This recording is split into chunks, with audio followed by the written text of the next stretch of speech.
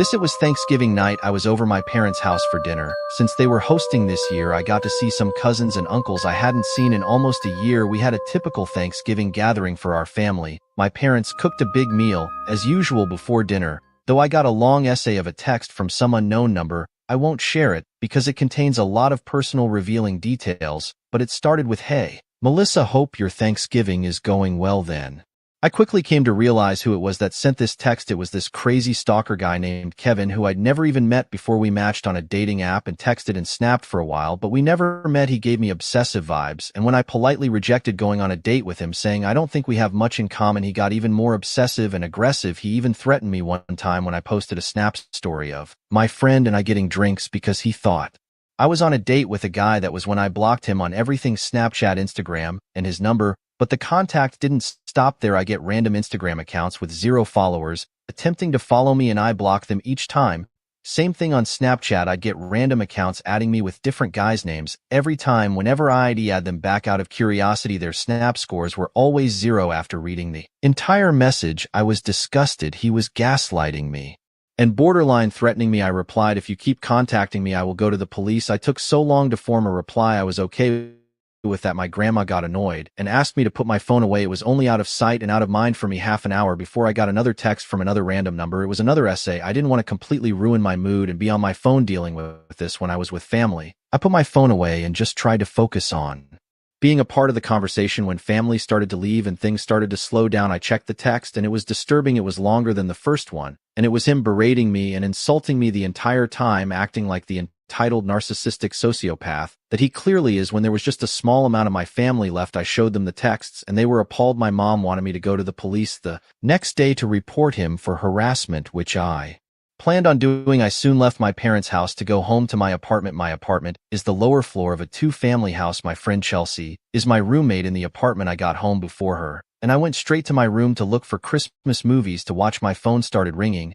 and it said unknown caller. I knew it was him. I denied it and silenced my phone. I put on some silly rom-com Christmas movie to fall asleep to. It was called Surviving Christmas. All I remember about it is that it had James Gandini in it. It was late at night, so I didn't plan on making it through the movie. I was getting sleepy halfway through the movie when I heard walking from outside my room in the house. It was in the apartment, not from upstairs, so I assumed it was Chelsea getting home from her night with her family. The footsteps came straight to my door. Then someone attempted to open my door. I always lock my bedroom door at night, even though I trust Chelsea. It's just a natural habit I have. I paused the movie and listened as the doorknob turned a few more times before I yelled, "Chelsea." Then it stopped. I heard quiet footsteps walking away from the door. I grabbed my phone about to call Chelsea, and I saw a bunch of texts on my screen from a third random number. The most alarming one was a threat saying, "Good thing you made it obvious where you live." I tried calling Chelsea like 5 times, but she never picked up. I called my parents a bunch of times until my dad picked up, and I whispered into the phone that I think that crazy stalker was in the house. My dad said to stay put. He was coming over right away. We lived 10 minutes away from each other,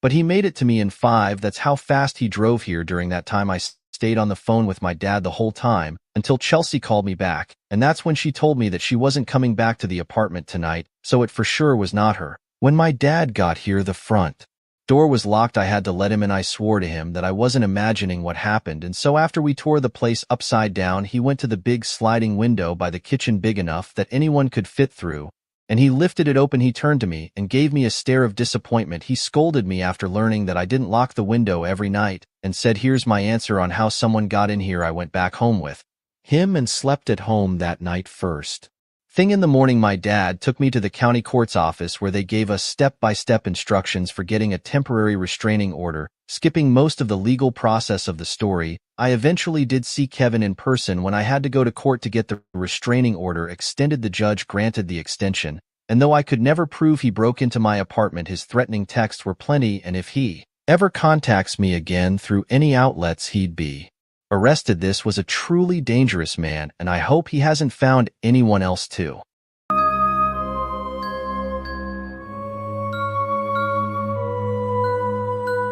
Harass. Most of my family lives in a rural part of Central Florida, closer to the East Coast. Though my Uncle Ben was hosting Thanksgiving one year, his house sits on a huge lake with like 5 other houses. That's it. I don't want to give the name of the lake or the town because that would be doxing my uncle. Basically, it's not a fancy house and set up like you're picturing. Trust me, it's rustic, but private and spacious. My uncle is a bit of a redneck, but he makes our holiday gatherings more fun. Him hosting Thanksgiving this year meant that he'd be going all out, making it like a party basically, with music, cornhole, coolers full of beers, and all that good stuff. We got to his house around 3 during the day. We all drank some beers, eat some snacks like chips and dip, and played drinking games together, card games, cornhole, and even basketball with my cousin, though the basketball didn't last long with 3 beers and a bunch of chips in our stomachs. This all went on for a few hours with music blasting, an unusual way of celebrating Thanksgiving, I know. Then as it started getting darker around 5:30, Aunt Mel and Uncle Ben started bringing the food out to the table. They set the table up under the big gazebo. It was around sunset when everything was set up, and we were all eating. The gazebo has lights, so when it got really dark, the lights turned on. By 6 o'clock, it was basically pitch black out. My uncle's probably the only one alive who insists on doing Thanksgiving dinner outside, but we all enjoy it. It makes it more fun. The fun soon ended, though. My cousin suddenly pointed out past me to the woods, saying, "Dad, who's that?" Uncle Ben turned around and said, "Who the hell?" There was someone standing out in front of the woods like a statue watching us eat. Uncle Ben stood up and started walking over to the guy standing by the woods, and then he yelled, "Can I help you with something?" I'd say he was about halfway to the woods when the guy turned around and ran into the woods. Uncle Ben turned around and laughed. He was definitely drunk by this point, finding humor in this. He said, "Must be one of the local nuts," as came back to the table to sit. My Aunt Mel was not as amused, and I kind of agreed with her. That was creepy. My dad joked that between all the men here, there's nothing to worry about. The lightheartedness of this did not last, though. This time I spotted the guy. He was standing by the woods again, though closer to the lake. This time I pointed it out to everyone. My uncle got up pissed off this time. He started marching over again, yelling and taunting the guy. His drunkenness was really starting to show now, just in the way he was confronting the trespasser. But then we noticed there was another guy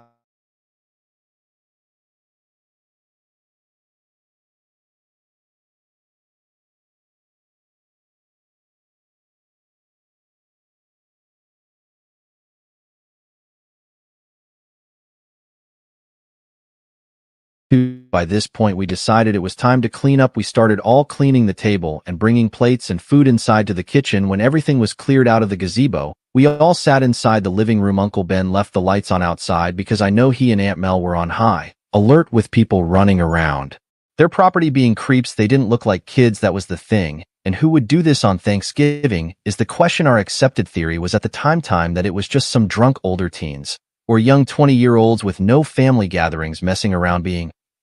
Eventually, I wanted to grab another beer, which was in the cooler outside. Still, as I got up, Uncle Ben and my dad both asked me to grab one too.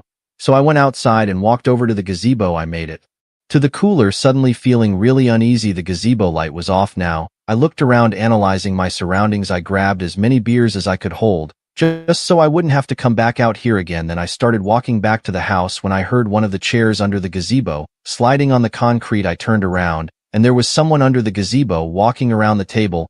He looked massively tall, like 6 feet 5 inches. I started yelling for Uncle Ben as I ran back to the house. He, along with my dad, came out, and I said, "There's a guy over there." And then, as if someone else was responding to me, saying that there was a banging from the other side of the house, like someone was hitting the siding with their hands. Seeing my uncle and my dad genuinely frightened made me frightened too. We went inside, and Uncle Ben locked the door. We didn't know how many people were outside of the house, but we felt like the house was surrounded, and Aunt Mel started shutting every last curtain and blind in the house because we felt like we were being watched from the outside. Uncle Ben called the police, which was a first. It felt completely out of character for him to involve the police in anything. He was only on the phone with them for like 5 to 10 minutes. Then we waited in the living room with clear tensions and unease in the room. There was this quick and sudden loud bang on the glass, followed by a window in the kitchen completely shattering. Aunt Mel yelled at Uncle Ben to go get the old rifle from the closet. He yelled back. The thing hadn't been loaded in years. Luckily, the police response time was pretty good. A singular beep of the siren from the police car outside let us know he arrived. One of the people outside had thrown a brick through the window with a note attached to it saying, "Leave now, you," which felt like a threat. His Trump flag was also missing the next day, which created the possibility of those people's motives being political. That's really the most realistic theory, because unless my aunts Leon and cousin are secretly the worst neighbors ever, I see no other reason why their house would be a target for something like this on Thanksgiving. Nonetheless, there really are some sickos out there.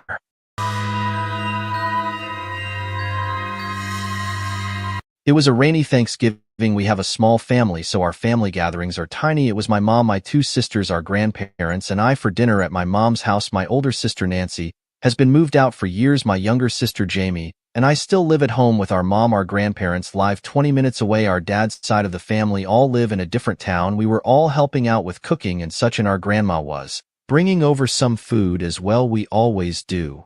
Thanksgiving dinner at 6 o'clock sharp. Our grandparents arrived at like 5 o'clock. We had to go out and help them walk through the rain up the front stoop to make sure they didn't slip. It was really bad out. Once they were here, we put the football game on in the living room, and I sat with my grandparents and watched football with my grandpa, who was a big Cowboys fan. My sisters were in the kitchen helping my mom with the food. The rainstorm created for a more comfortable and relaxing Thanksgiving evening. That is, at first, when it was time to set the table, I went to help. We were all at the table by 6 o'clock. As per the usual, we had a giant selection of food for the small amount of people. We were turkey, leg of lamb, potatoes, stuffing, corn, cranberry sauce, cornbread, and more food. I'm probably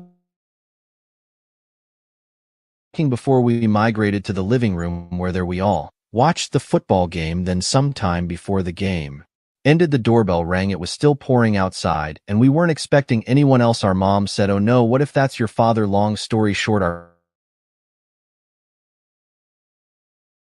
possible. My mom told me to go check who it was, so I went to the door and yelled through it, "Who is it?" But the sound of the pouring rain on the front awning drowned out the sound of a male's voice on the other side, so I opened the door with the storm door still closed and locked. There was a black man on the other side of the door. He was in some really big rain jacket with the hood up. When I opened the door, he walked closer and yelled something through the door. I had to ask him to repeat it twice before I understood him to be asking for food, saying he's hungry. Then he said something along the lines of, "The Lord will give you good karma if you spare some food." I said, "1 second." I went to the living room and told my mom there's a possible homeless or just very hungry man asking for food at the front door. My mom said, "Close the door," while my grandma said, "Give him some food." I said, "I'll make a little paper plate of food for him from the leftovers." I went to the kitchen, grabbed a bunch of paper plates to account for the rain outside ruining them, and then sandwiched some of the leftovers together with them. Then I went to the front door where the guy was still standing. I held up the plate to show him, and he tried opening the door. I yelled, "Wait, it's locked," but I already was wary now. After he tried opening the door regrettably, I still unlocked the door, and the second I started to push it open, he pulled it open with force and tried pushing his way through me. I instantly threw the food and held him back, yelling for my sisters to come help me. As Nancy came to help shut the door, I saw 2 more guys rushing up the front walkway to the door. I managed to push the man out enough to clear the door, and I helped my sister slam it shut. The second it was locked, I ran to the backyard door to make sure it was locked. I was the only able-bodied man in the house, and I felt like it was on me to protect the house. My family was in hysterics as we were brainstorming what to do. Not so shockingly, we settled for calling the police. My mom called while I kept going from window to window looking outside. It was hard to see out through the pouring rain, but through the backyard window, I saw a couple. 1984, a family of 3 goes missing. No one knows what had happened or what was behind the disappearance. I'd imagine they tried opening the back door and failed, and then I saw them running through the grass again back to the gate. Then they were gone. When the police got here, the food that I dropped onto the front stoop was still just sitting there, all scattered on the porch. Not that it wasn't obvious that those guys didn't come for the food, but it's something worth mentioning. Our Thanksgiving was almost turned into a complete nightmare if it weren't for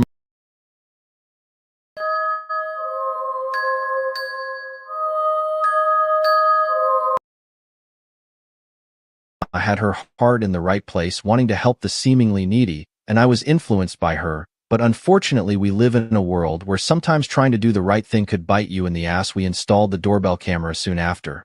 Sarah hummed her usual lullaby, but tonight, the baby monitor crackled.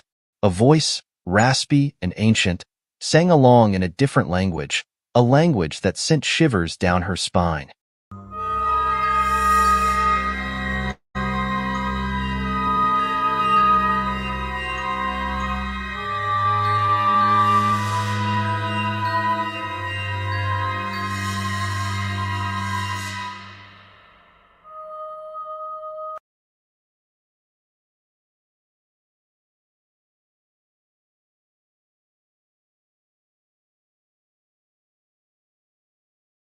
In 1984, the mysteries will become well-known and haunting. Let me explain.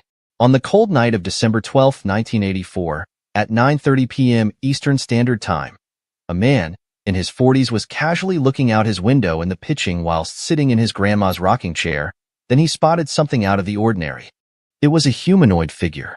standing at about 6'2". That was his estimate. He didn't really think anything of it, because he thoroughly it might have been his neighbor doing something to their yard, but realizes they took a vacation to Miami, Florida. He also realizes that a majority of his neighbors aren't that tall, so he gets binoculars to get a closer look. It was somewhat visible outside, and it was 2 houses down across the street. Anyways, he takes his binoculars and gets a closer look, and what he saw was so frightening that it could make a grown man cry and possibly puke. What he saw was a 6 feet 9 inches beast. It had long, shaggy hair. His limbs were elongated, and his fingers were bent in every which way possible. There was somehow flies surrounding this odd figure, although there was snow. The figure limped, kind of like a zombie would. The figure was holding an axe.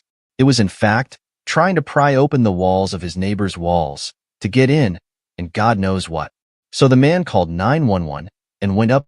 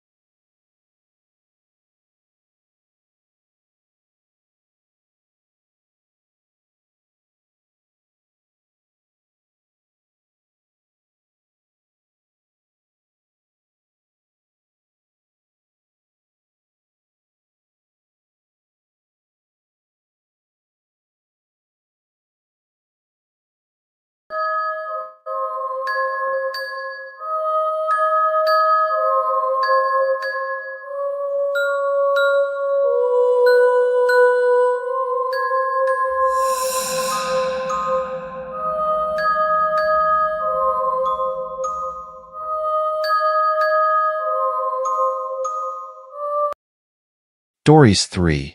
Name this happened to me during my freshman year of college in 2019. I'm graduated now, but I often think about it during Halloween week. My college had crazy parties daily. I attended a Big Ten school, so there are always fraternity costume parties, and even the bars make people dress up. It gets pretty wild. Lots of booze, lots of police, and lots of memories. This event happened to me on the Saturday of Halloween week. Our football team had a huge win that day, and my friends and I were going to this one particular fraternity off campus to celebrate the victory. We knew about this because one of my friends, Alexandra, was dating a guy on the team. We got to the frat party around 11 o'clock and things got pretty crazy. Everyone was getting drunk really fast, and we were all booing the school that we beat in different chant while the music blasted. I was taking shots and dancing with all my friends, having a blast. It's critical to note that my phone had died during this time. I had given it to Alexandra to put In her purse later, I told my friends that I had to go to the bathroom and to wait for me by the DJ booth. We were all pretty intoxicated at this point. While I was in the bathroom peeing, I heard some frat brother in the house scream cops at the top of his lungs, and people started screaming and scrambling to get out of the house. I sprinted out of the frat house and was greeted by multiple cop cars and lights flashing. People were sprinting in different directions. Some cops were already talking to the frat brothers, while others were trying to catch underage people. In my intoxicated state, I realized I didn't have my phone. I started yelling out for my friends while avoiding the cops. Realizing I wasn't going to be able to find them in the crowd, I decided to start making my way home. Even though I wasn't entirely sure how to get home, this frat house was pretty far off campus in a different part from other frats. I started making my track home, and it was absolutely only October. It was like 37 degrees that night. I'm still heavily tipsy, but conscious of everything around me. After a while, I knew I needed a break to warm up and hopefully sober up. I saw a building that looked like one of the academic buildings I'd heard about, so I approached it, opened the door, and stepped inside. It was pretty dark in there, but a few exit signs at different door entrances illuminated a decent portion of the inside. After 5 minutes, I started to sober up a little bit and realized I wasn't in an academic building. I was in a warehouse. I was much warmer, but I became nervous about the eerie feeling, and a pit sank in my stomach. It was locked. How could it have been opened if it was locked from the inside? I started to make my way towards a door near the exit sign. I pushed it open and went through the door, expecting it to lead me to outside, but it was to another part of the building. This room was much smaller, illuminated by a low red light. There was a buzzing noise in the room from some machine. I could see chains hanging from the ceiling and steam in the room. It was like a typical horror movie scene. I went to turn around and go back through the door, but this door was also locked behind me. Sheer panic set through me, and at this point I was trying not to break down. I leaned up against the wall and slid down, silently crying. This is when I heard a door slam shut and footsteps. I instantly went silent and my eyes widened. I heard another door shut and more footsteps. It was getting closer to my area. I saw the door next to me. As quietly as possible, I opened it and snuck through. I started wading through the hanging chains and the steam. I heard the door from the previous room open and the footsteps approaching, and they were big, heavy footsteps. My fight or flight kicked in, and I came near a window with all my might. I kicked it 5 times with my foot, shattering it. This was when I heard the feet running towards the door. I had maybe 10 seconds to spare. I leapt out the window, not even realizing that the other side of the building I was now on happened to be a high drop. I fell like 10 foot out of the window, landing on top of 2 recycling bins. I pushed myself off, shocked by the impacts, and looked up at the window. It was shattered, and there was no one in the window frame. I dashed underneath some pine trees a few feet away, hiding myself in the shadows. When I looked back up, that's when I saw a figure looking out the window, looking in all directions for me. My whole body went numb in fear. As quietly as I could, I snuck across the street and ran. I ran for my life as fast as I could, for I didn't know how long until I recognized the side of campus my dorm was on. I got back to my dorm and my friends were waiting for me outside. Panicked and freaking out, they told me I had been gone for almost 4 hours. The following day, I told them of my experience. My friends' mouths hung open as they listened to me talk. After further discussion, I discovered that it was a building that hadn't been used in several years. The pit in my stomach hit me again. Whoever was in the building wasn't a cop. He wasn't night security. This was some random person after me. It still makes me sick to this day. If I hadn't been more quiet or thought as quickly, I could be dead. Even though I tried to find out information, nothing came up. It still remains the scariest thing that's ever happened to me. Stories 2. Life. This is a fresh story happening pretty recently. My family and I were driving to college to help me move in, as I'm currently a first student. Once we arrived, I found out that I would be living in a Jack and Jill, which means you and another room share the same bathroom. So essentially I'd be living with 3 other guys. I already knew one of them in the other room. We met at orientation and got to know each other. His roommate doesn't matter for this story, though. It's my roommate Diora, who I'm going to talk about. I got his socials beforehand and we exchanged information prior to moving, and I tried talking to him on Instagram to get to know him better, but his replies seemed dry. On top of that, his profile seems like one of those Discord mods that you see on Instagram Reels or TikTok. Once we moved in, I met him, and ironically he looked like a Discord mod, except he had a skinny build around my height. He looked very pale and had a peach fuzz mustache. I tried talking to him again. His talking style matched his texting style and seemed very introverted. He stuttered a lot and always tried to end the conversation as quickly as possible. I tried to lighten him up by asking what kind of music he listens to, but he said he doesn't. His music wouldn't fill his cup of emptiness. To make things more weird, when he set up his PS5, he immediately started gaming. It's not him gaming that's weird, it's what he does when he games. Diora makes these weird, grunting noises, violently shakes his body, and laughs when he spams the controller, and he puts his feet in his desk cabinet, occasionally grabbing his feet and pulling them towards his body during his shakes as well. He whispers to himself as he plays by himself or with his online friends, and then he usually repeats what he whispered twice in a gig manner. He stays in the room 24/7 and almost never does homework. His movements alone freak me out as I'm trying to sleep, but there's more to the story. Sometime around the first week, I went out with some friends that I met in my dorm building, and I came back pretty late to my dorm around 1 a.m. Diora looked asleep in his bed, so I nudged it off as I went to my cabinet, which was right next to my bed. I felt my arm hairs get goosebumps and felt the urge to turn around, so I did. Diora was staring right at me with a slight grin on his face. I yelped and said, "Holy Diora, why are you looking at me like that?" He laughed it off and said, "Dark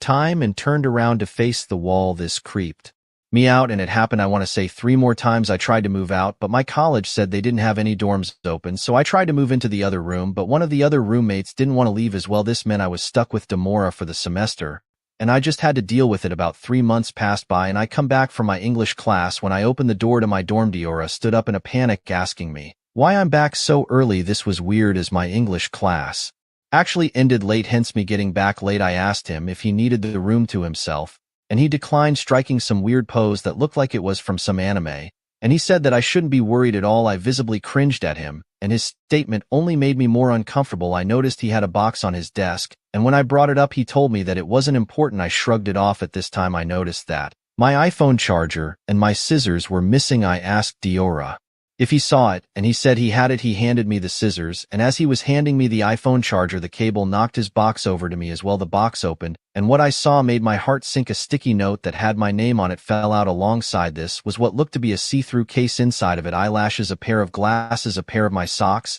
and a disposable photo of me that I took as a joke. He collected all of it up off the floor as he tried explaining the meaning of it, and I yelled at him to get out. He left immediately. I texted my RA the situation, and he told me that he was out at the moment, but when he comes back tomorrow to show him the box as evidence, so that they would have a reason to kick Diora out. So I got the box and hid it within my laundry bin. I felt really rattled, and the sight of my roommate disgusted me. However, in an hour, he came back. I just told him to stay on his side and not to talk to me. After that, no words were spoken. I tried to stay awake out of fear that he might try to find the box, but after it being a long day, I fell asleep around 2 a.m. When I woke up, I saw Diora was gone, and it felt good seeing him out of the room for once. But then I remembered the box. I went to my laundry bin, and it was gone. I panicked, and not long after my RA was knocking on the door, I let him in and told him the story. While he did believe me, he said he can't do anything without that box, otherwise he'd just be going off my word alone, which isn't much. I felt like I was losing my mind. The RA left, and about 5 hours later, Diora came back. I asked him what he did with the box. He played dumb and said, "What box? I don't know what you're talking about." I pressured him to stop playing dumb, but Diora kept denying it. I couldn't stand look, nor be in the same room with him anymore. It's now second semester, and yes, I'm still dorming with Diora. Unfortunately, he did let me know that he will never do it again, and that if he does, he'll let me know and we'll move out. Immediately, I took his word, and we're still dorming as of today. However, I stay out of the room as much as I can. He still creeps me out. The worst part is that I can't sleep sometimes nor focus during the day as I keep thinking of what was in the box. Why did he steal my photo? Why did he steal my socks? What were the glasses for? The part that leaves me scared each time is what those eyelashes were doing there, and perhaps weirdest of all was he labeled the box with my stories. 1. My name is Chuck. I graduated from the University of California, Berkeley in 2016. My college experience was perfect. I was part of a frat. I managed my studies well and spent just the right amount of time chasing girls. I'm actually still friends with a lot of my old frat brothers, and I recently got engaged to my fiancée Rosie, whom I also met at Berkeley. If you had asked me my opinion of Berkeley when I was a freshman, though, I can assure you that my answer would be very, very different. What I'm about to tell you was one of the main reasons why I was never overly ambitious in high school. The Berkeley atmosphere was extremely foreign to me, and it was weird being surrounded by so many self-proclaimed high achievers. As a freshman, I was quickly swept up into the frenzy of career development and planning the next 30 years of your life as an 18-year-old. Silly, I know, but that was the nature of my school at the time. If you wanted to get any sort of offer in the business world, having a strong LinkedIn profile was a necessity. I can still remember the stress of cultivating a professional image online, as if my future hinged on which people I connected with and what skills I listed. Regardless, I checked all the boxes and began my search for a summer internship. It wasn't long before my inbox chimed with an actual meaningful message. To my genuine surprise, a prestigious business firm had reached out to me expressing interest in my profile. It wasn't one of those bot messages, either. The substance of the message indicated that this was actually a unique unk message designed specifically for me. I read it over like 6 times before finally responding, and after about a day in a brief correspondence, I was invited to a first-round interview. I spent hours researching the company so I'd know what to expect come the interview, and I prepped myself with all the sample questions I could find. I soon got a message from a guy named Armin Slawinski. I'll never forget that name for as long as I live. He stated that he was to be my interviewer, and naturally the first thing I did was do some background research on the guy. However, excitement soon gave way to puzzlement. I scoured LinkedIn for Armin's profile, expecting to glean some insight into the person I'd soon be meeting. Strangely, I found nothing, no trace of their professional footprint, no social media, nothing. I shrugged it off, attributing it to perhaps a preference for privacy or something like that. Armin and I agreed on a day and time, and he gave me the interview location. I searched it up on my phone and realized that it was some random coffee shop in Oakland. This is when I started getting confused. Why would an interview not take place in Berkeley? We had tons of coffee shops and perfect places for interviews in our college town, so I was just perplexed. The address online seems pretty normal though, so I didn't think much of it. A day before the interview, I told my friend Riley about the situation. He was even more confused than I was, telling me that the situation seemed fishy. I agreed with him, but I figured it was worth it for the position I might be getting. He asked me how I was getting there, and I told him I was Ubering. He offered to give me a ride as he wasn't doing anything at the time. I thanked him and took him up on his offer. Little did I know I might not even be telling the story if he hadn't offered to drive me. It was 4 in the afternoon the next day, and Riley rolled up to my dorm. Admittedly, I was extremely nervous, and this was one of my first interviews. I got in the car, and we were off. 20 minutes later, I told Riley to drop me off on the street as I didn't want to be seen having a friend drop me off for an interview. I thanked him, and he offered to wait for me. I asked him if he was sure, and he smirked, pulling out a big bag of weed from inside of his dashboard. I left, then shut the door. I walked a couple minutes to the location and froze in my tracks. I looked up at the literal construction site in front of me. There was no coffee shop. Even stranger, this entire area wasn't residential at all. Like all the buildings looks closed or private. Confused, I double-checked my phone and confirmed that I was in the right location. This entire block must have been recently demolished, so recently that even Google Maps hadn't updated. I pulled out my phone to call Riley, but before I could, a booming voice rang out behind me. "Chuck!" exclaimed a deep voice. I whipped around and was met with the appearance of an absurdly tall man wearing an expensive-looking black suit. Thank God, I thought, grateful that this whole ordeal hadn't been some kind of setup. His presence was commanding yet oddly out of place amidst the derelict surroundings. I should also note that the car he was standing next to was a matte black Bentley. He walked toward me with a confused look on his face. We shook hands, and when I asked him about the construction site, he said he was just as surprised as I was. He furrowed his eyebrows and put his hand on his chin. "You know what, why don't we find someplace else? Get in," he said, motioning towards the Bentley. He walked back to the car and shouted over his shoulder, "Shotgun's all yours." Without another word, he got in the front seat and shut the door. Excitedly, I followed. I walked around the car just to admire it a little and couldn't help but glance into the back seat. I expected to see the beautiful leather seats that you would expect in a Bentley, but instead my eyes met a sight that sent a chill down my spine. Lying flat on the ground, obscured by the shadows, was a man. In his hand he held something long and metal. Panic surged within me, my mind racing with the implications of what lay before me. This was a trap. I turned away from the car and ran as fast as I had ever run before. I heard the man yell my name from behind me, but I didn't even turn around to look. As I ran, I heard the one sound I was dreading: screeching tires. I shot a glance over my shoulder and saw the car turning around, pointing in my direction. I had to think quickly. There was no way I was going to outrun a car. Wasn't like I could just escape the situation. There wasn't really any open space around me, just an endless maze of streets. I could feel the terror coursing through my veins. I made it to the next intersection and faced a choice that may have decided my fate. Left or right? Logic told me to just turn left as it was closer, but my feet chose for me before my brain could. I sprinted across the street to the right and darted down the road. I knew I didn't have long, 10, maybe 20 seconds at most. As if by some miracle, one of the buildings in front of me had a fire escape that looked just low enough to jump onto. With every ounce of my strength I vaulted myself upwards, grabbing onto the ladder. I had never done a pull-up in my life, but in my mind this was life or death. I made it up the ladder and kept climbing. The Bentley whipped around the corner and stopped on the street in front of the building. I couldn't see the driver, but I knew he was looking at me. There was nothing else I could do. If they chose to follow me, I'd just have to fight. The next minute felt like an eternity. The car stood there a little while longer, and then accelerated down the street, turning left to never be seen. Again, I couldn't breathe. I pulled out my phone and called Riley, basically screaming into the phone about what happens. I stayed on the fire escape until he found me. I got in the car and we sped off in silence. The aftermath of this whole thing was pretty uneventful. I sort of blocked it out of my brain and refused to talk about it, even with Riley. As far as I was concerned, it never happened, but as much as I tried, there are times like right now when I can't help but recall every horrifying detail of what could have been the last day of my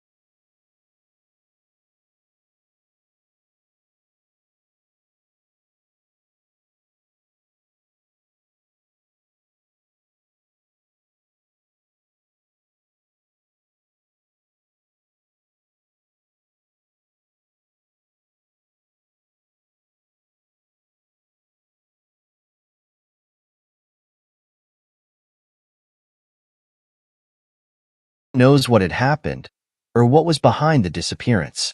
But on one cold night of December 12, 1984, the mysteries will become well-known and haunting. Let me explain.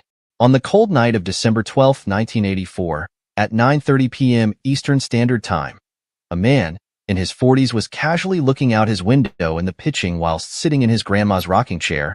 Then he spotted something out of the ordinary. It was a humanoid figure, standing at about 6 foot 2 inch. That was his estimate.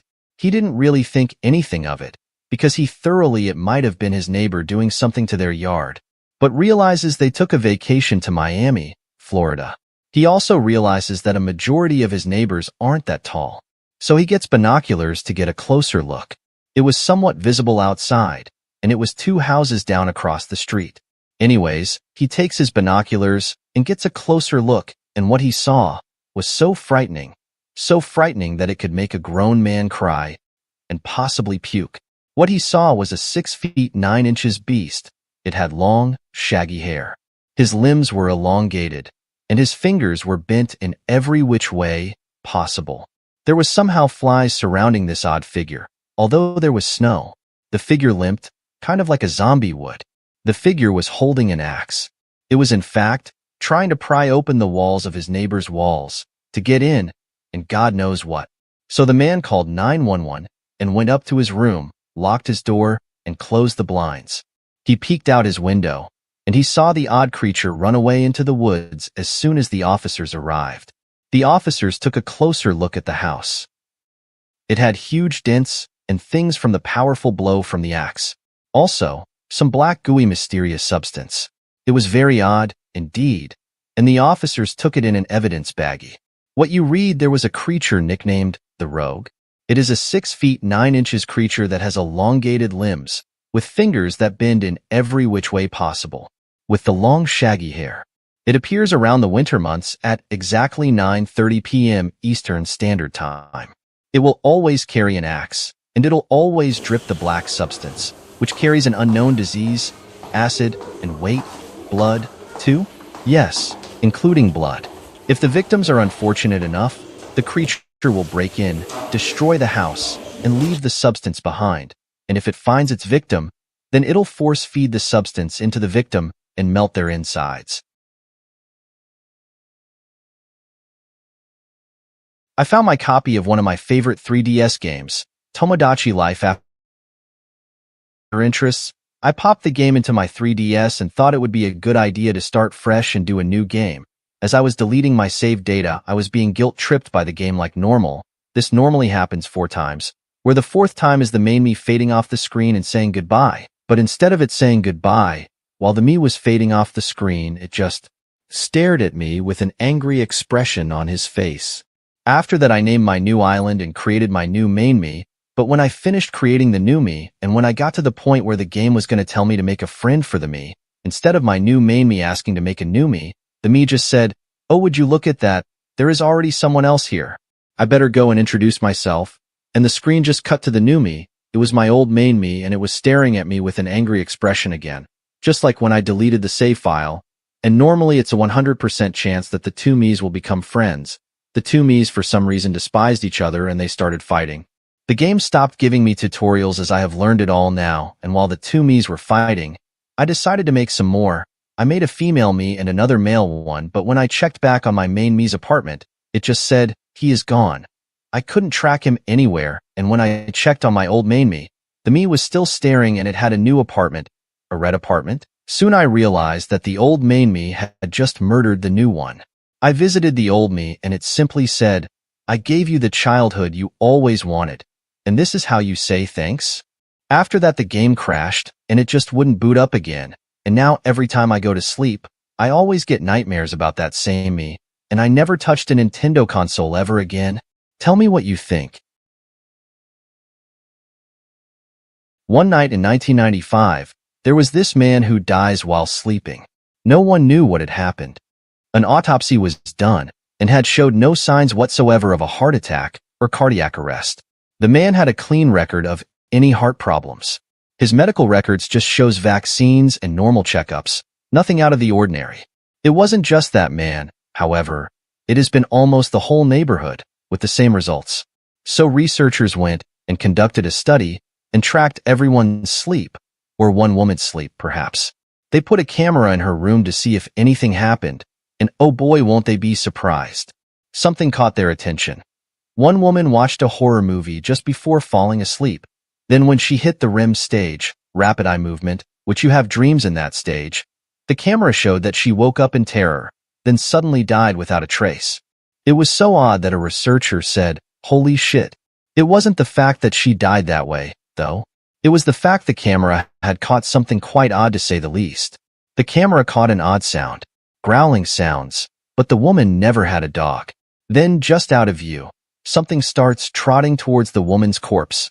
A tall, humanoid figure. Looks to be as if it's 10 foot tall.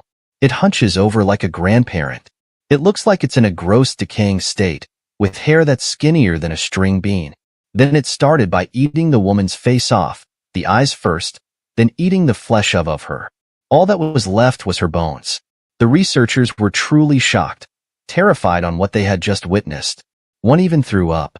What you read there is called the real-life horror movie phenomenon, where an unlucky soul watches a horror movie just before closing their eyes.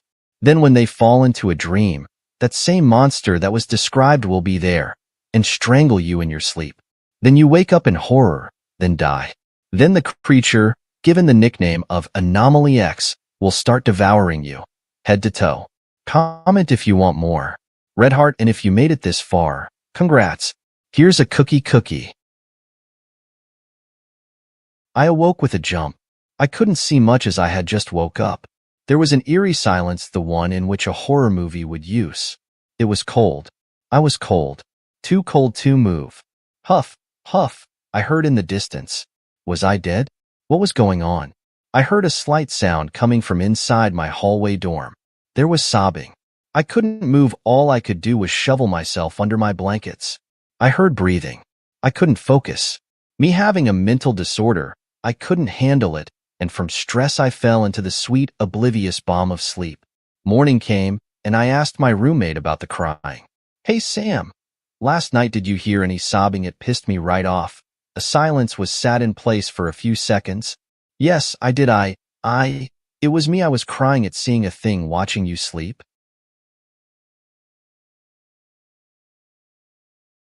Michael sat in the chair, his wrists restrained by shimmering, enchanted handcuffs that seemed to pulse with otherworldly energy. His voice filled the room, resonating with the weight of truth as he spoke. "Because God, Jehovah, is a writer," he began, his words painting vivid images of celestial tapestries and worlds both magnificent and forsaken. As Michael spoke, wisps of ethereal light danced around him, illustrating the grandeur and complexity of God's creations. And like all writers, he continued, his tone unwavering, he churns out draft after draft. My world, this world, nothing but failed drafts. Castiel, standing opposite Michael, watched intently, his expression a mixture of confusion and disbelief. "No, that's not right," he interjected, his voice betraying his uncertainty. "Why would he do that?" "Because he doesn't care," Michael replied, his voice tinged with bitterness. The magical restraints around his wrists seemed to tighten, emphasizing his frustration. "About you? Me? Anything?" The air crackled with tension as Michael's revelation hung in the air, illuminated by the soft glow of celestial light. "Now at first, I thought I'd do it better, show him, be more God than God," Michael confessed, his eyes blazing with determination. "But now, I just want to burn every one of his little worlds until I catch up to the old man." In the silence that followed, the weight of Michael's words reverberated through the room, casting shadows that danced along the walls like specters of doubt and defiance. Castiel's expression shifted, his nerves palpable as he voiced his concern. "And then what?" he asked, his voice trembling slightly. Michael leaned forward slowly, his gaze piercing as he fixed Castiel with a menacing, straight-faced stare. "Even God can die," he stated, his words carrying a weight that sent shivers down Castiel's spine. "Everything is real, at least for me. When I was young, I used to watch a lot of horror movies. I was never afraid of them. The simple reason for that is that I could always find logical ways to survive these movies, because everything on Earth follows a set of rules. That, of course, was what I believed, until I met her. As I grew, my love for storytelling and writing developed, and over time I was actually kind of good at it. That's where the problem started. You see, as I started writing horror, I found myself thinking more and more about horror. What would really scare me? Could it be some disfigured old woman crawling up and down my walls? Or maybe she would appear in front of me and then disappear. Maybe she would always be standing right behind me and then not be there when I turned around. Then I added detail to her. She has a hole in the middle of her head. Her bones are broke. However, she can still walk upright with every movement making a bone-crunching noise. Her eyes are milky white and her skin is frail and wrinkled.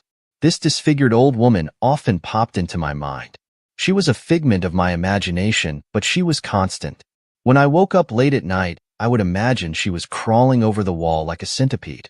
When I was alone, I would imagine her walking around the house, never letting me spot her, always letting me hear her. When I would leave for work early in the morning, I would imagine her crawling on the trees. Until I stopped imagining her. Not by choice. I stopped imagining her because she was real. The sounds were real. The sights were real. The feeling of her breathing down my neck was real, and she was all too real. Every time I'm alone, she pops up. Every time I walk in darkness, she's there. She wants to kill me, but she's always a second too slow. So when I rush to turn the light on, her fingers graze my neck, or when I lock my front door behind me, she's running towards it with her broken body. The truth is, I don't know when I stopped imagining and started being afraid. I don't know if it was the first time I felt her presence, or the first time I started being afraid. I don't know if I ever really imagined her, or I let myself believe it was my imagination for so long, simply because her being real was too much for me to handle. Regardless, she's everywhere, and according to my mind, there's no rules to escape her. The moment I'll look away, she'll attack. Could it be now? Or maybe I'll escape her long enough for her to do it tomorrow. So I'm writing this with one eye on my phone and one eye on her, standing right in front of me, staring at me, waiting for me to look away so she can attack. Please, God, let it be my imagination. Ever since I found the bike God, it has changed my life. I have always been an avid bike rider, and without my bike, my life would be meaningless. I love riding my bicycle through forests and empty roads, and I have done a few marathons as a hobbyist only. I have had quite a few bicycles in my time, but when I found the bike God, it's taken my experiences to the next level. The bike God offers so much more than a normal bicycle. I come to find out about the bike God through a marathon, and I befriended someone on that marathon. He told me about the bike God, and I instantly wanted to ride the bike God. He managed to get me the bike God through a ritual, and there I was, riding the bike God. When you are riding the bike God, you can ride through water and on air. I even found myself in other countries and riding with other cyclists as well. Every cyclist wants a picture of the guy who rides the bike God. The only problem, though, is that whenever I take a group picture with a load of cyclists, the person behind me is always wearing my clothes. I know that sounds weird, but it literally started happening when the bike God was summoned and given to me. The bike God lets me cycle through water, air, and even fire, but when I take a picture with a group of fanatical cyclists, the cyclist behind me is always wearing my clothes. Then after the picture is taken, I find myself wearing my clothes, and the cyclist behind me is wearing his own clothes. It's kind of infuriating, but I guess I can't complain much because I am the one who gets to ride the bike God. I never even imagined that bikes would have a God of their own. When I was taking another group picture with a bunch of cyclists, I got annoyed when the cyclist behind me was wearing my clothes again. When I looked at the picture, I asked them to retake the picture again, but they all started to get annoyed. Then one cyclist spoke out, "No one behind you is wearing your clothes, you are just headless, and so it seems like the person behind you is wearing your clothes." It then hit me that I had forgotten something. To summon the bike God and ride it, the user must be decapitated. Ever since I found the bike God, it has changed my life. I have always been an avid bike rider, and without my bike, my life would be meaningless. I love riding my bicycle through forests and empty roads, and I have done a few marathons as a hobbyist only. I have had quite a few bicycles in my time, but when I found the bike God, it's taken my experiences to the next level. The bike god offers so much more than a normal bicycle. I come to find out about the bike god through a marathon, and I befriended someone on that marathon. He told me about the bike god, and I instantly wanted to ride the bike god. He managed to get me the bike god through a ritual, and there I was, riding the bike god. When you are riding the bike god, you can ride through water and on air. I even found myself in other countries and riding with other cyclists as well. Every cyclist wants a picture of the guy who rides the bike god.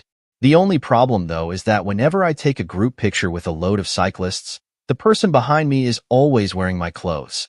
I know that sounds weird, but it literally started happening when the bike god was summoned and given to me. The bike god lets me cycle through water, air, and even fire, but when I take a picture with a group of fanatical cyclists, the cyclist behind me is always wearing my clothes. Then after the picture is taken, I find myself wearing my clothes and the cyclist behind me is wearing his own clothes. It's kind of infuriating, but I guess I can't complain much because I am the one who gets to ride the bike god. I never even imagined that bikes would have a god of their own. When I was taking another group picture with a bunch of cyclists, I got annoyed when the cyclist behind me was wearing my clothes again when I looked at the picture. I asked them to retake the picture again, but they all started to get annoyed. Then one cyclist spoke out, "No one behind you is wearing your clothes, you are just headless, and so it seems like the person behind you is wearing your clothes." It then hit me that I had forgotten something. To summon the bike god and ride it, the user must be decapitated. The boys' sleepover was like any other, with laughter echoing in the dimly lit room and sleeping bags sprawled across the floor. As I lay in my sleeping bag, browsing my phone, time seemed to slip by unnoticed until the digital clock displayed the ominous hour of 3:33 a.m. The room felt colder, the darkness thicker, and an unsettling quiet settled over us. I glanced up from my phone, the eerie glow casting strange shadows across the room. That's when I noticed it, the closet door creaking open, as if beckoning me into its depths. My gaze fixed on the half-closed door, my mind racing with possibilities, none of them comforting. The air grew heavy with a sense of foreboding, and beads of sweat formed on my back despite the chill. My heart hammered in my chest, the sound reverberating in my ears, drowning out the whispers of my friends asleep around me. Slowly, almost teasingly, the closet door continued its ominous journey, revealing darkness within. My muscles tensed, my breaths coming in shallow gasps as fear gripped me in its icy claws. And then, a hand emerged from the darkness, its grotesque appearance sending a wave of terror through me. A black humanoid figure stood before me, its features obscured by long, tangled hair and unnaturally long nails coated in filth and decay. I could feel its gaze upon me, its intentions unknown but undoubtedly sinister. Driven by instinct and fear, I cried out for my mother, a desperate plea for safety in the face of the unknown. But instead of comfort, the figure lunged towards me with inhuman speed, its rotting nails finding their mark in my flesh with a sickening squelch. With a jolt, I woke up, drenched in cold sweat, my heart still racing from the horrifying dream. It took me a moment to realize it was just a nightmare, but the memory lingered like a stain on my mind. As I tried to calm my racing heart and gather my thoughts, I glanced at my phone once more, dreading what I might see. 3:33 a.m. glared back at me mockingly, a reminder of the twisted reality my mind had conjured. I couldn't bring myself to look at the closet, fearing what might lurk behind its now open door, the same door that had haunted my dreams just moments before. I lay back, attempting to sleep away the eerie night, but my eyes snapped wide open at the sound of the door slowing creaking open. I work for a very, very large chemical company that is present in every corner of the world. You might guess which one it is. To be honest, I don't lose any sleep over it. I'm not involved in manufacturing in any way. I just answer emails in an office. The pay is good and the benefits are great. It's not like I work in a cave lab in a mountain. We have plants in the office and all. Corporate has always been impeccably friendly to us. I guess when you're that large, even internal communication is a form of PR. They probably write emails by committee over 4 meetings. We usually get like 2 emails a day from the company at large, about upcoming charity races and company-wide events. They're so bland and sterile I usually ignore them. If they were important at all, we'd have a meeting, I guess. You can probably already tell I'm not that invested in my job. It pays the bills, and nowadays that's almost a luxury itself. But I don't usually notice things happening at the company itself, nor do I care about the restructurings or blood drives or anything. But this was different. Got weird. As I said, we have blood drives and stuff. I've never taken part myself, but some of my coworkers have. I didn't notice it at first, but when gossip started going around the office, I dug through my inbox and found it. A very sterile, very standard email about hydrocephalus awareness. It was a little weird, I guess, if you looked at it too long. Isn't hydrocephalus a third world thing? Sorry if that's racist. When I read hydrocephalus, I just picture little dark-skinned babies with huge heads and I guess every company picks its battles? I'm not exactly Melinda Gates. Well, that was a bit ago. It didn't raise any flags until corporate started insisting.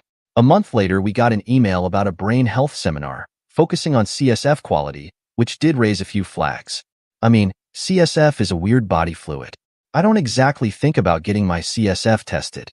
In hindsight, this does sound pretty ominous, but you have to be in mind there was a lot of other stuff going on both at work and in my life. Thanks for asking. I even got a little plaque for a present. Think so. Eventually a meeting was called. Again, huge company, bigger than the Catholic Church. We have a lot of useless meetings. It was a remote conference about brain health given by a group of incredibly attractive, perfectly corporate company physicians. Well, honestly, they could have been models in embroidered lab coats. We sat through it in groups of 20 twice a day, through the entire week, in our company boardroom. It was a pain in the ass and it cut right through our schedules, but our manager stressed its importance through workers and I gossiped after it was done. There were 4 doctors giving the presentations. Mine was a tall, skinny brunette with piercing blue eyes, hair down to her neck, a defined, authoritative jawline, and huge, perfect movie star teeth. She was just the right amount of warm and practiced that the content was easy to follow, but if she had been not that she was polished. Somebody got a budget for this brain health drive, and it clearly had a bunch of zeros. The company wasn't known to be stingy, and corporate had deep pockets, but this was clearly out of bounds. The Dr. Kamado walked towards the camera in a huge, windowed hallway, smiling warmly as relevant infographics and short, illustrative videos appeared. Tips. She spoke for about 20 minutes. ¿Expectativa personal de alto valor de producción? Tengo que decidir. The biggest, weirdest, and most attractive point popped out at the end. Our participation in the meeting included a free MRI for each and every employee in any location, available at your convenience, just by replying to the original summoning email. This was a huge deal. As I said, the company wasn't stingy, but you couldn't expense a stick of gum without submitting a Bible's worth of expense reports, and here they were simply giving away brain scans like they were pins at a business fair. It was a whole thing. At first I got an inkling some nitwit at health and safety up the corporate ladder had probably poured the notice, but it was well integrated into the company structure. HR would grant you the day off, no questions asked, if you mentioned you were going to get your scan, but you actually had to go then. People would start calling you. Some guy at the office apparently had an itch for a long weekend and took the Monday off to get his scan, but really yelled at, and then got another paid day off to go out. That said, MRIs are expensive. A lot of people simply took them over the course of the first few months of the program. Hell, I did, and I don't really care for my health all that much. But I'm not one to leave money on the table. It came out okay, thanks for asking. Seriously? Nothing came of it for a while. Joked about it at lunch, and every time the microwave broke down or something like that, where the microwave had a soy jack face and, you wouldn't get it. We shared posts post about the impossibly hot doctors that were really interested in your spinal fluid. But we also had brunch and Chris got married and I finished a race. A lot of stuff happened. And then inevitably, it got weird. Yeah, you knew it was coming. This isn't a story about a company with a harmless brain fetish.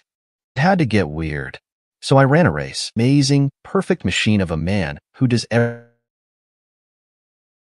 everything right. He's smart, handsome, warm with a broad smile and a firm handshake. He talked me into running with him thrice a week as he was getting in shape for his wedding. He, of course, ran every single day. Cephalus. He showed us some baby pictures where his head is like real big. It doesn't really impact him on the daily as an adult. He just has a shunt spinal fluid into. Ah, now you see where this is going.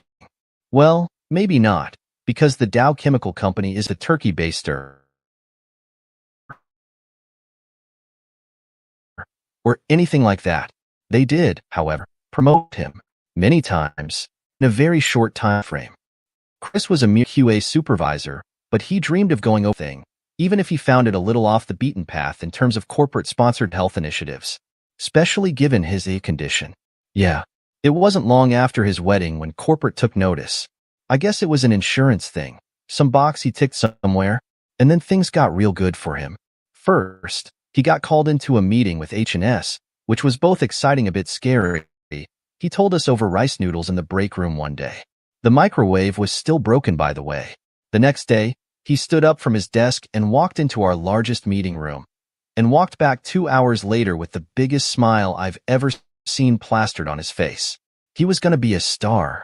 He told us excitedly how they were very impressed with his track record and interest in the department, and when a coworker had written a glowing recommendation letter to them about his most inspiring story, they just had to meet him. They extended him an invitation to participate in a special inspiration all around us, a capsule, to be sent as a mass email every month. Nobody reads those, but we would for our friend.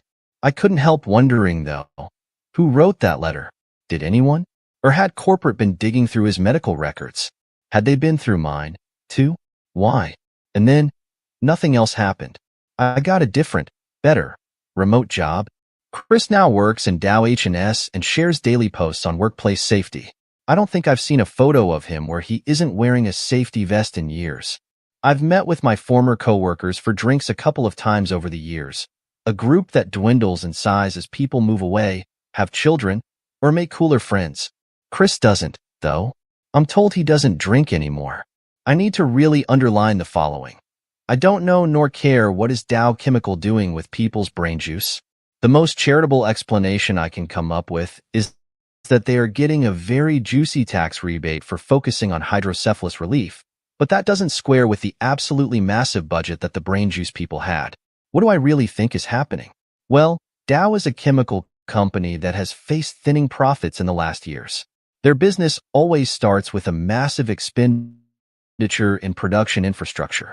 The Dow Chemical that brought pesticides and agrochemicals to the entire world, that leveled half of Vietnam? I think they're back, baby.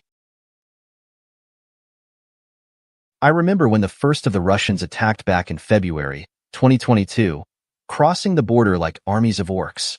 Though they were unorganized, and many were drunk or poorly trained, there was such a massive number that they still managed to spread chaos and bloodshed everywhere they went. People lived in fear, and many remember the war crimes committed by the Soviet Army in World War II, especially Ukrainian women and girls near the battlefield lived in constant fear of being kidnapped by Russian soldiers, knowing their long, sick history of committing atrocities against unarmed civilians. Even worse, the Russians had a history of kidnapping children, supposedly to send back to Russia, though many were never seen again. Within days, the Ukrainian government enlisted me. I got sent to the border of Donetsk. When I got to the battlefield, I found a city in flames. I looked around, realizing I had been daydreaming as we trooped past the miles of rubble and destroyed buildings. Many of the soldiers in front of me were barely men at all, just boys really. Many had only recently graduated high school. They continuously looked, staying together like a herd of antelope afraid of the lion. Overhead, I heard the distant roaring of planes and fighter jets. Faint bomb blasts echoed from all corners of the city. I started to jog forward to rejoin the troop when a high-pitched shrieking whine pierced the winter air directly overhead. I immediately froze, still far behind the last soldier. I looked up and saw a white blur flash through the air. No one could react. It erupted with a mountain of fire and an earth-shaking cacophony. The flash was like looking into an exploding star, sending me flying backwards. The ground shook and cracked. The deserted A long arm of flame reached upwards into the air, expanding and consuming everything around it in a growing inferno. Men screamed all around me. Body parts littered the ground like pieces of litter. I saw Dimitri's head staring up at me from the nearby sidewalk, his eyes still slowly opening and closing. Black smoke erupted in thick plumes all around me, choking and acrid. Groggily, I started to push myself up, seeing all the scrapes and cuts on my body. I had landed hard on my back. I felt something warm and sticky running down it. Fumbling, I reached back and found a sharp rock stuck deeply into my skin. I pulled out the bloody thing with a cry of pain. I felt weak and sick. Je bent over, retching. After a few moments, my head seemed to glimpse and found that they still worked. I was bleeding from dozens of small cuts, but at that moment, that meant less than nothing to me. My adrenaline was so high that I didn't even feel most of them until later. Once I realized everyone else in my troop was either dead or dying, I didn't hesitate. I turned and ran. As I looked back at the crater of smoke and broken bodies laying on the street, I realized just how close I had gotten to death. If I had been 20 feet closer, in a blind panic, I sprinted back the way we had come. Homes and apartment buildings in flames sent clouds of smoke into the frigid, cloudless sky, turning the world dark as if a solar eclipse were taking place. The dying screams of my few living comrades followed me out, their voices filled with unimaginable pain and terror as the last few grains on their hourglass descended. I existed in a state of my troop. I had lost. Moreover, I had never been. I was out of the city. I heard shouting. I looked forward, seeing a line of tanks and soldiers heading towards the entrance to Donetsk. My heart dropped as I realized they were speaking in Russian. Thick woods surrounded both sides of the road. I sprinted blindly into the brush, hoping that they hadn't seen me. After a few minutes of running, I started to slow down, wondering if I had gotten away. I kept glancing back, looking to see if they would send soldiers to follow me. My heartbeat burst in my ears like the rapid beating of some sacrificial drum. I heard the cracking of a twig close behind me. As I turned, I saw the face of a Russian soldier appearing over a bush. His blue eyes looked as cold as ice, the predatory eyes of a killer. Gunshot hugging my rifle to my chest. The bullets smashed into the bark of the tree, sending sharp splinters flying in all directions. I had no idea how many there were. When they stopped to reload, I leaned out from behind the tree and sprayed a round of bullets where I had last seen the Russian soldier. Someone screamed as a splash of blood covered the leaves and forest floor. Immediately, another rifle started firing, the bullets whizzing right past my head. I felt a burst of heat on my left hand, then a rising current of agony sizzling through my nerves. In the heat of the battle, I didn't dare look down even for a moment, but I could feel the blood running over my hand like warm raindrops. With no good options left, I took a grenade out of my belt and pulled the pin. I tossed it as hard as I could in the direction of the enemy before taking off sprinting across the woods. Someone started shooting, but a moment later, the grenade went off. The rifle immediately fell silent as a high-pitched whine filled my ears, deafening me. I looked down, realizing my pinky and ring finger Two mutilated stubs of fingers, a quarter-inch long, spurted crimson torrents in time with my heart. I felt lightheaded and sick just looking at the damage. The pain made it hard to think or focus on anything. I existed in a state of pure instinct, just another injured animal running for its life. After a few minutes of blindly sprinting ahead, I had to stop and rest. I sat down on a flat boulder, surrounded by evergreens and the cold, whipping wind of the Ukrainian winter.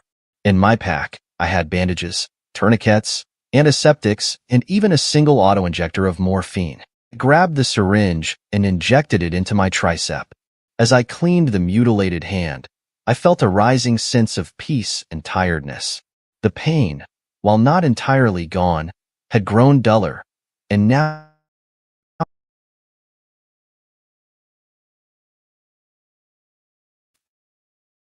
I started wrapping up my hand with sterile bandages, the crimson ink blots that soaked through them instantly.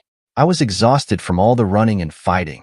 I had, after all, only finished boot camp and training a couple days before, so my body and mind had been pushed to the limit even before Donetsk.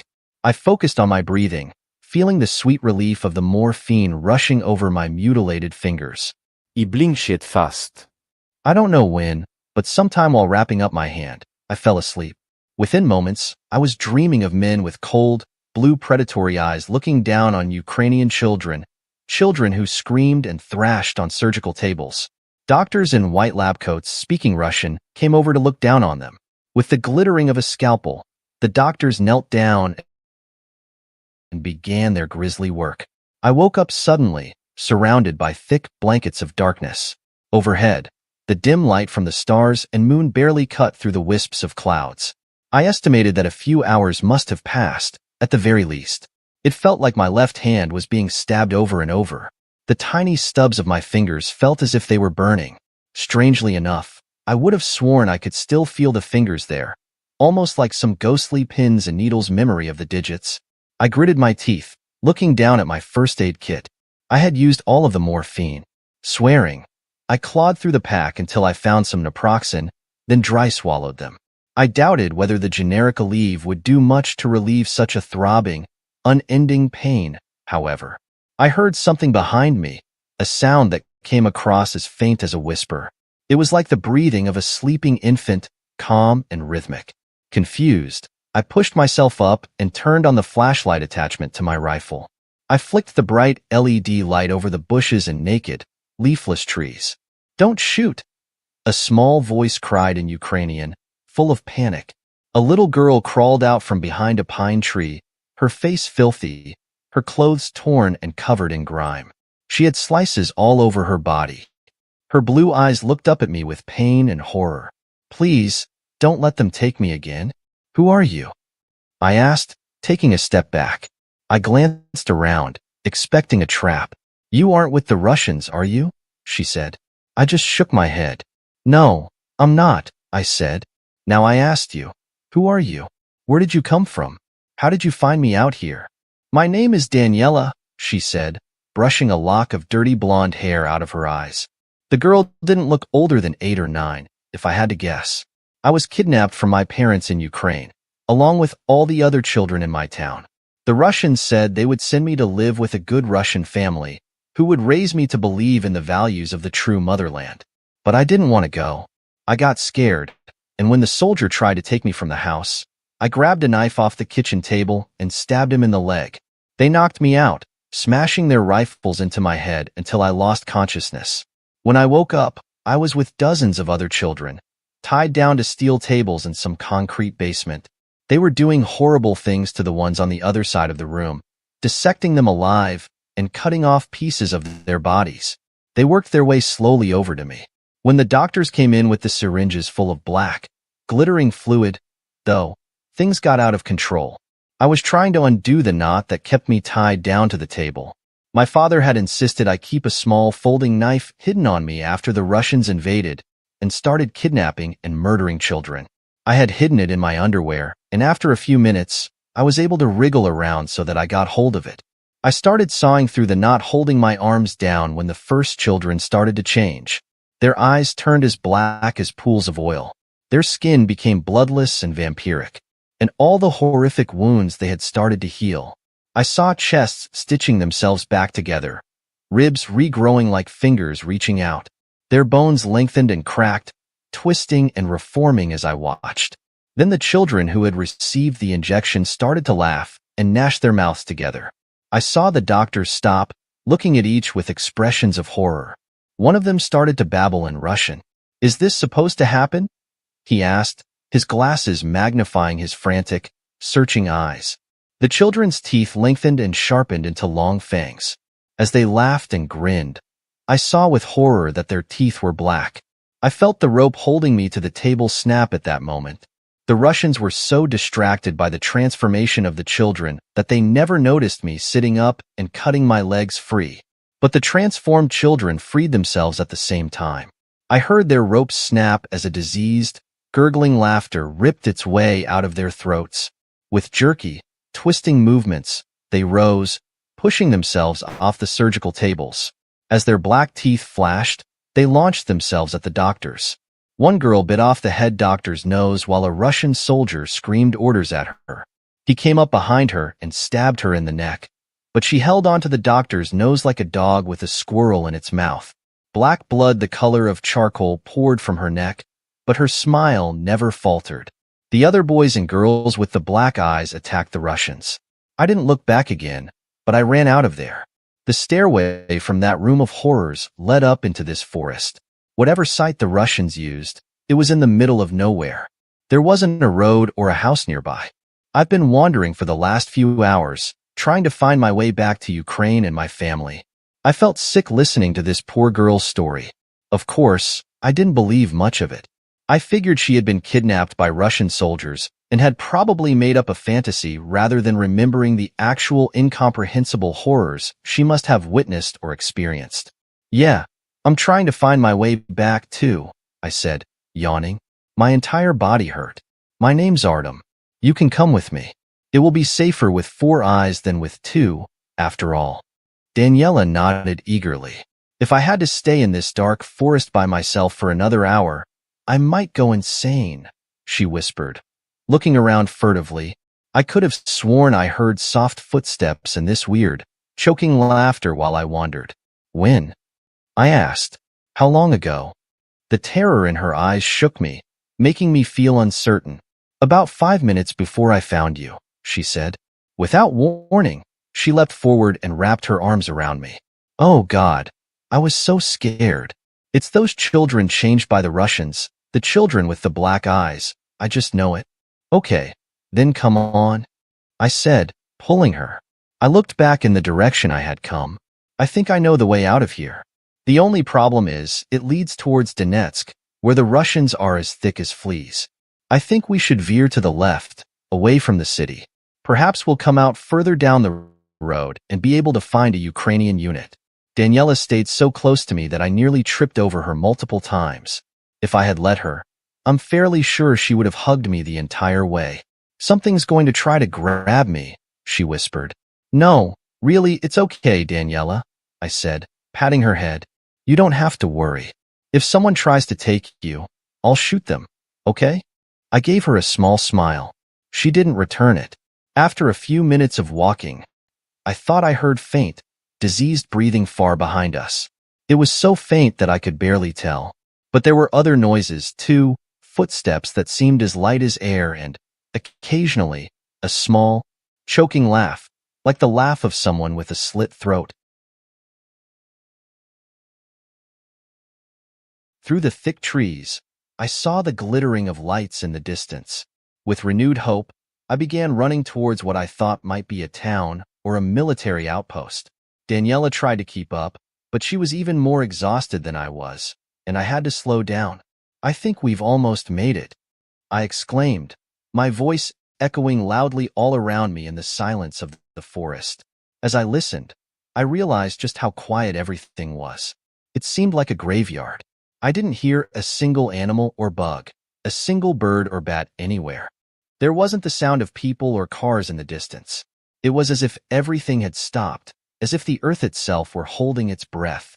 Up ahead of us, I saw the gleam of eyes as black and shining as volcanic glass. A young boy stepped out from behind a bush, clad only in a blood-stained green hospital gown. His arms and legs had become inhumanly long and twisted. At the end of each, sharp, bony claws protruded. He grinned at me and Daniela, showing a mouthful of obsidian fangs. "You must join us, Daniela," he hissed in a dead voice, stepping forward towards us. In his right hand, I saw a needle filled with sparkling black fluid. "It's time for the change." "Go away," Daniela screamed, pushing her body against mine. I raised the rifle, pointing it at the boy's head. "You heard her," I said as calmly as I could. "Leave us alone. I don't want to hurt you. We are on the same side here." The boy gave a mocking, sardonic laugh at that, a laugh as cold as empty space. "My only side," he hissed, "is vengeance." As he spoke, I heard soft rustling from directly behind us. I glanced back, seeing dozens of pairs of gleaming black eyes staring at me. I screamed, backpedaling. Daniela sprinted blindly away in a panic as the transformed children leapt at us. I felt my foot catch on a rock. I fell backwards, pulling the trigger as these strange, demonic kids oozed towards me. The gun went off with a sound like a sewing machine, spraying bullets in a wide arc in front of me.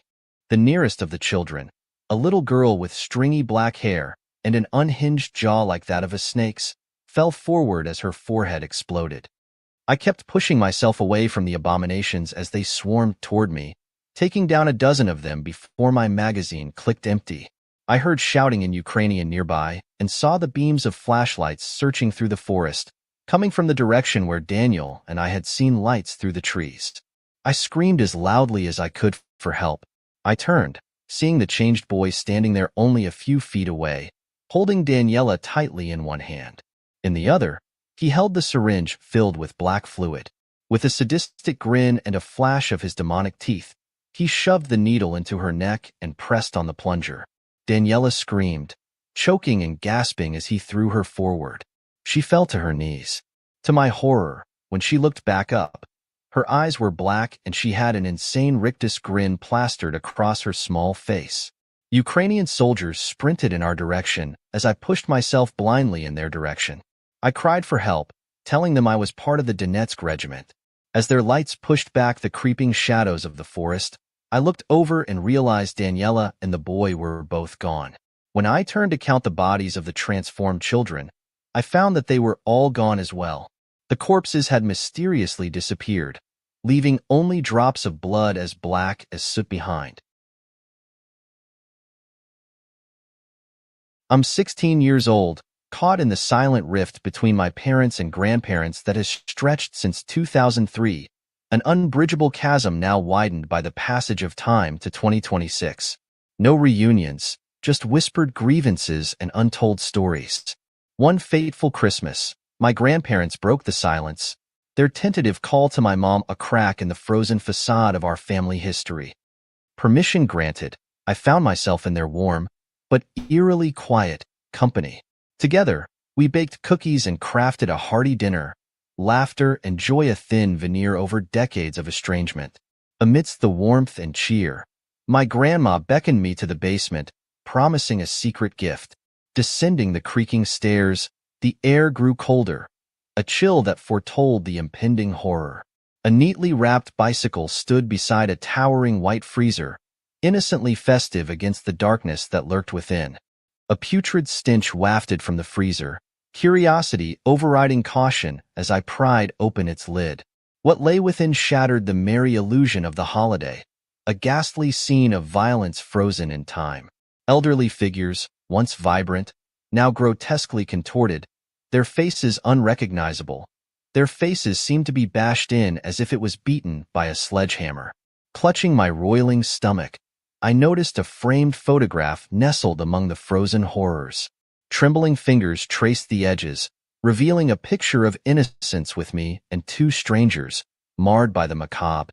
My younger self smiled back, blissfully unaware of the horrors that would unfold. The disturbing realization hit me. Were these truly my grandparents? If not, then who were these unfortunate souls preserved in icy captivity, their tragic story concealed within the icy tomb? A distant call from above shattered the frozen tableau, yanking me back to the present. Honey, hurry up. We want to see you open your gift. His grandma's voice rang out, a discordant note against the frozen echoes of the past. What's your name? I asked the girl. She looked like a survivor from a death camp. It was strange seeing such shell-shocked, dead eyes on such a young face. She couldn't have been older than 6 or 7, with raven black hair and ice-blue eyes. Mary Ann, she whispered, looking around furtively. I'm Alice, I said, giving her a comforting smile. We continued walking quickly along down the hill. Giant mushrooms passed by on both sides. In the distance, the dim glow of the castle lights gave an eerie radiance to the clouds of mist that passed like thunderclouds in front of its many spiraling windows. Keep your voice down, she said in a low, scared voice. The Jabberwock can hear the slightest sounds. I've seen it. It puts its head down on the ground and just listens. I think it can even hear footsteps sometimes. I looked at her, astonished. Are you from this place? I asked. She shook her head, a wave of deep sadness passing over her face. I was taken from my home, she said. I used to live in California, but I was kidnapped by the walrus. He's crazy, you know that? I nodded. Well, he used to talk to himself a lot, and I would listen. He had another girl in the cage when I got there, but he ended up, she paused, looking like she wanted to throw up. He ended up boiling her alive and then eating her. Jesus Christ, I whispered, horrified. Her face had taken on a greenish cast at the memory. But the walrus also talked about the gateway they use, she said, to kidnap children from our world. Apparently, the Queen's followers pass through it all the time. It takes you wherever you want to go, as long as you think about it while crossing through. I stopped, grabbing her shoulders and turning her to face me. My heart thundered in my chest. Are you saying there's a way out of this hell? I asked. She nodded slowly. So the walrus said, but he's insane, she repeated, glancing over to the castle looming over us like a guillotine. But, according to him, it's in the basement of the Château d'Adouleur. I immediately began walking toward the castle, but the little girl shook her head violently. I'm not going in there for anything, Mary Ann said, her face chalk white. I took her hand. It's the only way, I said. Unless you want to stay here forever, we need to go into the castle. Your family must be worried sick about you. We need to get you home. The woman there is very sick, Mary Ann cried in a quavering voice as tears started to stream from her eyes. I continued to take her hand, pulling her forward to the castle. I wanted to leave this horrifying place as soon as possible. We walked on quietly, the occasional cries of the Jabberwock ripping through the air. I wondered what had happened to my father, whether he was still stumbling around the dark woods all alone. The castle loomed up through the fog, the flickering, yellowish glow through its many underholes piercing the mists like daggers. In front of the castle, I saw 2 soldiers clad in medieval armor with crossbows held in their hands. They sat in 2 chairs next to the open gate of the castle. I tiptoed as close as I could, watching them, but they didn't seem to move or speak. They didn't even seem to breathe. I wondered if they were mannequins or statues of some kind. Then I saw the thick blood dripping from their open helmets. Mary Ann and I snuck closer to the door, making sure to keep ourselves out of view from anyone inside. I found the soldiers both dead, a bullet hole torn through the center of each of their faces like dripping tunnels of gore. What the hell? I whispered as I heard my father's voice ring out from inside the castle. Where the fuck is she? Where's Alice, you goddamned bastards? I heard him scream. I grabbed Mary Ann's hand and drew her forward. We peeked around the corner of the gate, but no one was in sight. It was just a front entrance hall with flickering torches and cobblestone floors, walls and ceilings. Hanging from the walls, I saw painting after painting of a woman with very dark, dead eyes and a broad smile that showed glittering metal teeth. She wore a poofy rococo dress covered in countless red frills, bows and lace that would have been at home in the time of Marie Antoinette. The Red Queen, Mary Ann said, crossing herself as she uttered the name. God, please don't let us see the Red Queen. We followed the corridor straight into the heart of the castle. Grated metal doors covered the sides of both walls, most of them closed. From behind the doors, I heard soft weeping and moaning and an occasional scream of agony. I quickly hurried Marianne past them. "Do you know where you're going?" I asked, but she shook her head. "I've never been into the castle," she answered. "I just know the entrance is down below." We turned a corner and I found the grinning, insane face of my father standing there, his gun drawn. "Hey, baby girl," my father said, grinning. "Remember me?"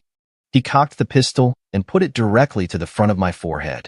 Its cold, circular barrel felt like an eel's mouth kissing my skin. He gave a cold, venomous look at Marianne. He grabbed her roughly by the neck and pulled her along as he prodded me forward with the gun. "I want to do this in a private place, not in a hallway. I know you deserve your mother's fate, you stupid bitch. You brought us all to hell, didn't you? I know this is hell."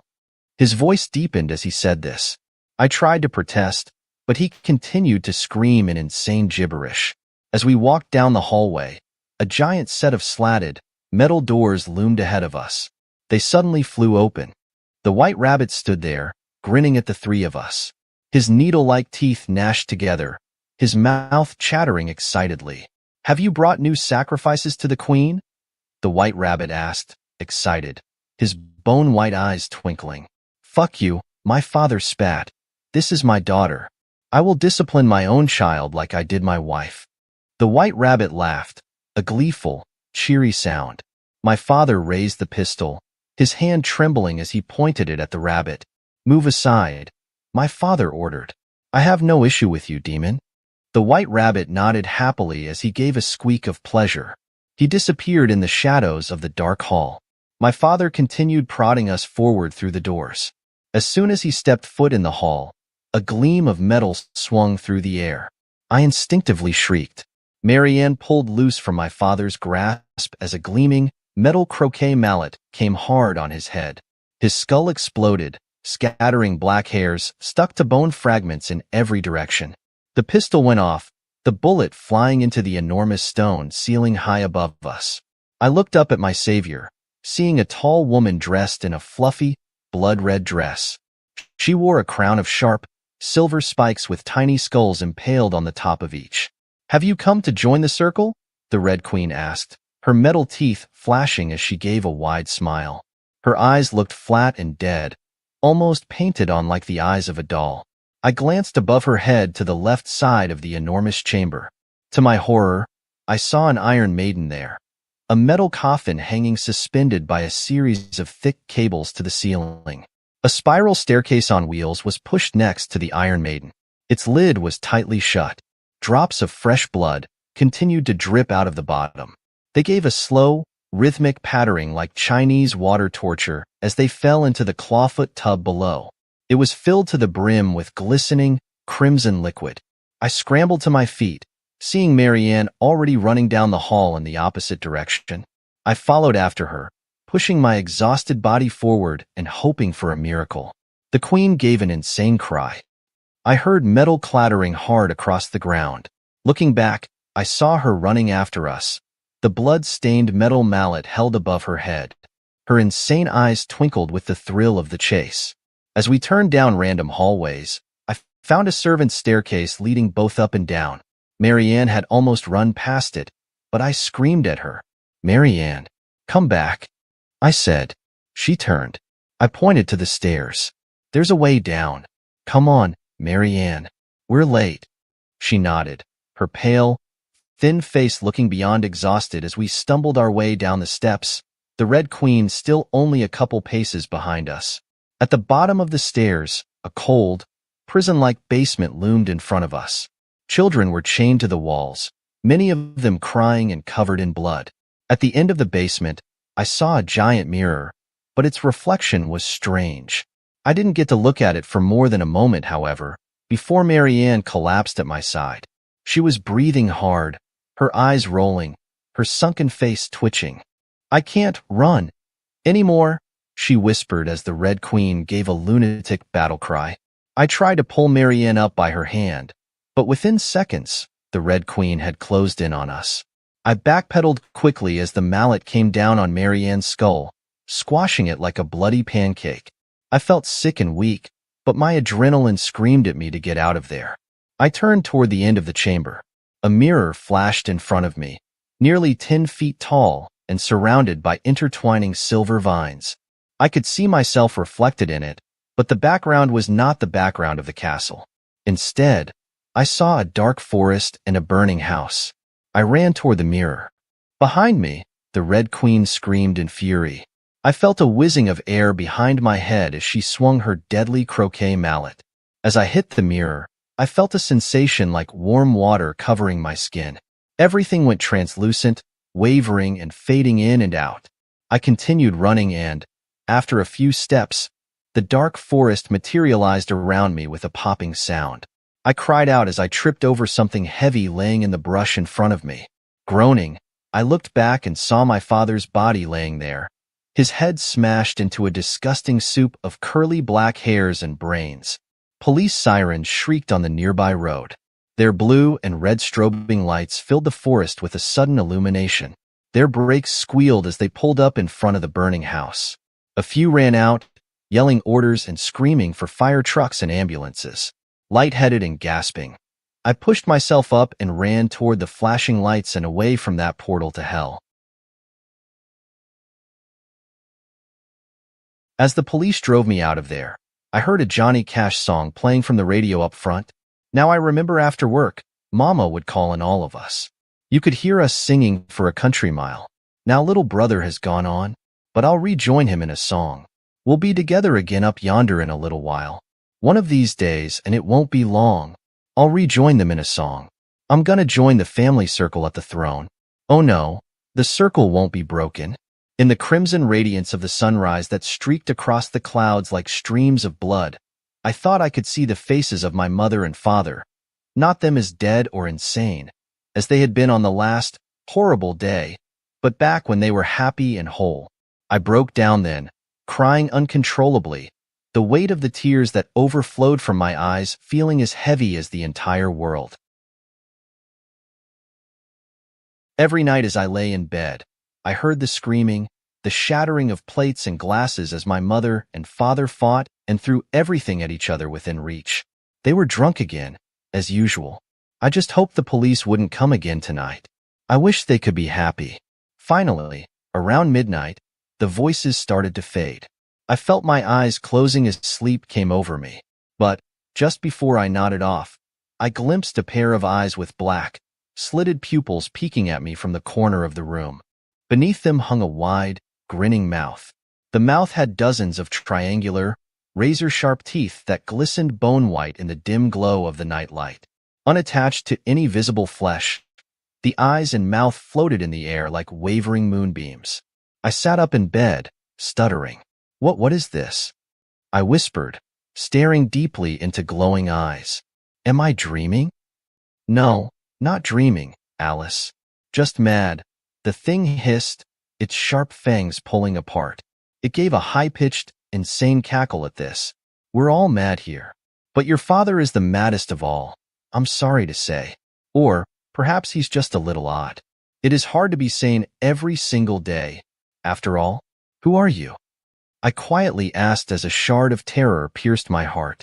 A childish voice in the back of my mind screamed at me to simply pull the covers over my head and hide. The Cheshire Cat, of course. I'll be your guide when you need me. Your adventure will be starting any second now, Alice. His eyes glimmered brighter as a scream rang out from downstairs. I heard my father yelling, and then a gunshot rang out, shattering the night. Something heavy fell, thudding against the floor. Ah, there it is. The journey of 1,000 miles begins with the first step, after all. What's happening? I asked in horror. The Cheshire Cat's glowing face faded like the embers of a dying fire, but his voice continued to speak in the darkness. Heavy footsteps started to ascend the stairs. Something cold and empty slithered through my heart as a feeling of dread overcame me. He's coming, the Cheshire Cat said in a gleeful tone, the voice coming from all around me. If you want to live, jump out the window. You have 10 seconds to decide. Alice. I heard my father yell drunkenly, slurring his words. Come here, right now. I need to talk to you. I jumped out of bed, slammed my feet into my shoes and flung open the window. 5 seconds, the Cheshire Cat said cheerily. I looked down from the second story. My heart dropped as I saw the fall. Better jump, Alice. You don't want your adventure to end before it even begins. I heard a hand roughly grab the doorknob. I crawled out the window, slowly letting myself down by my arms. My father flung the door open. The front of his white shirt gleamed with slick, wet blood. He had a black revolver in one hand. With wild, excited eyes, he scanned the room, stumbling forward. His head ratcheted toward the open window. For a moment, our gazes met. "You bitch!" he screamed in rage, raising the gun. "You're just like your mother, always trying to leave. I'll show you, you stupid cunt." As I let myself drop, a gunshot exploded through the night. The window above me exploded in a shower of broken glass. I screamed as the chill night air whipped around me. The garden below rose up to meet me. I felt like I was standing on the tracks as a train barreled down on me. I hit the dirt hard, rolling as I landed. A bush with sharp branches clawed my shoulder and back, gouging out burning slices across my skin. I glanced up, seeing my father drunkenly leaning out the window, his eyes unfocused. A totally insane, ferocious expression twisted his face into something inhuman and demonic. I barely recognized him. "Fucking bitch. Stupid cunt," he screamed, firing the pistol twice more. One of the bullets smashed the lawn only a foot in front of me, spraying grass and soil everywhere. I shrieked, sprinting across the yard in my shoes and pajamas. The dewy grass soaked my feet within seconds, but I knew I had more pressing problems than shoes.